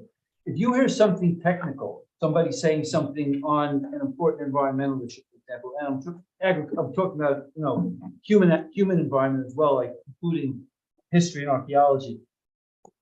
The effect that an applicant, especially a non-technical one, says, you know, I don't think there are any Indians hanging down by the. Oh my God, I heard. Yeah, so the We all have. immediate instinct is, fine, well, you don't mind if we ask a technical person, if we run this by him, but we're not giving you an exemption right now, top of our heads. Anything technical you say gets run by our technical people, we'll write it all down. You do not have to react, you do not have to weigh your instinct to acquiesce against what? Right, just send us, And again, the thing, when we talk about it, the thing with the bands, if that was not a technical thing, that's promised you, like, we won't do anything on Friday, we won't. And the answer that should immediately come to you, Lucas, fine, that's going in as a condition. right, which is what we talked. Right? Those are, if it's technical, we won't talk about it anymore, we're gonna get our guy in, or a woman, a person, and we'll go through it. If it's a promise, we would, we'll never have this happen, fine, that's going. We're gonna put it in the You're record. okay, that's in the site plan approval, that conversation will go differently at that point. So those are my two reactions. I'd like to begin to sort of put that into your DNA, as they'll get us through much quicker instead of, I can see you guys thinking, well, you like this guy, but you really, you don't have to do an archaeological thing. And it was just like, really, after SHPO says you need these things, and you say. Rest assured, I was gonna say, that's one of the few times I've seen SHPO that has ever said they want something, there was no way. I Well, was- sometimes it won't even be that clear. Sometimes you may not have, Just a note, we're still on. you may not have a state agency weighing in, and he may say, oh, I've seen some storms that never runs off into the creek.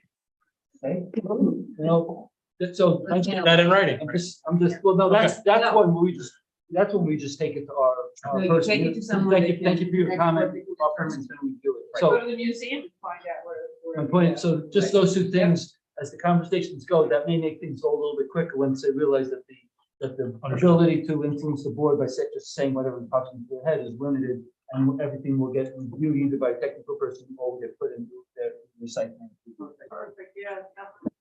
Okay, I just have one request, when we all pack up our stuff before you leave, just grab a few chairs and push against the wall, because Absolutely. otherwise I do it in the morning. So, I need a motion. A motion to adjourn. This 9:26, second, Rick, all in favor? Aye, any opposed, any abstentions? Okay, thanks, guys. Have a good evening.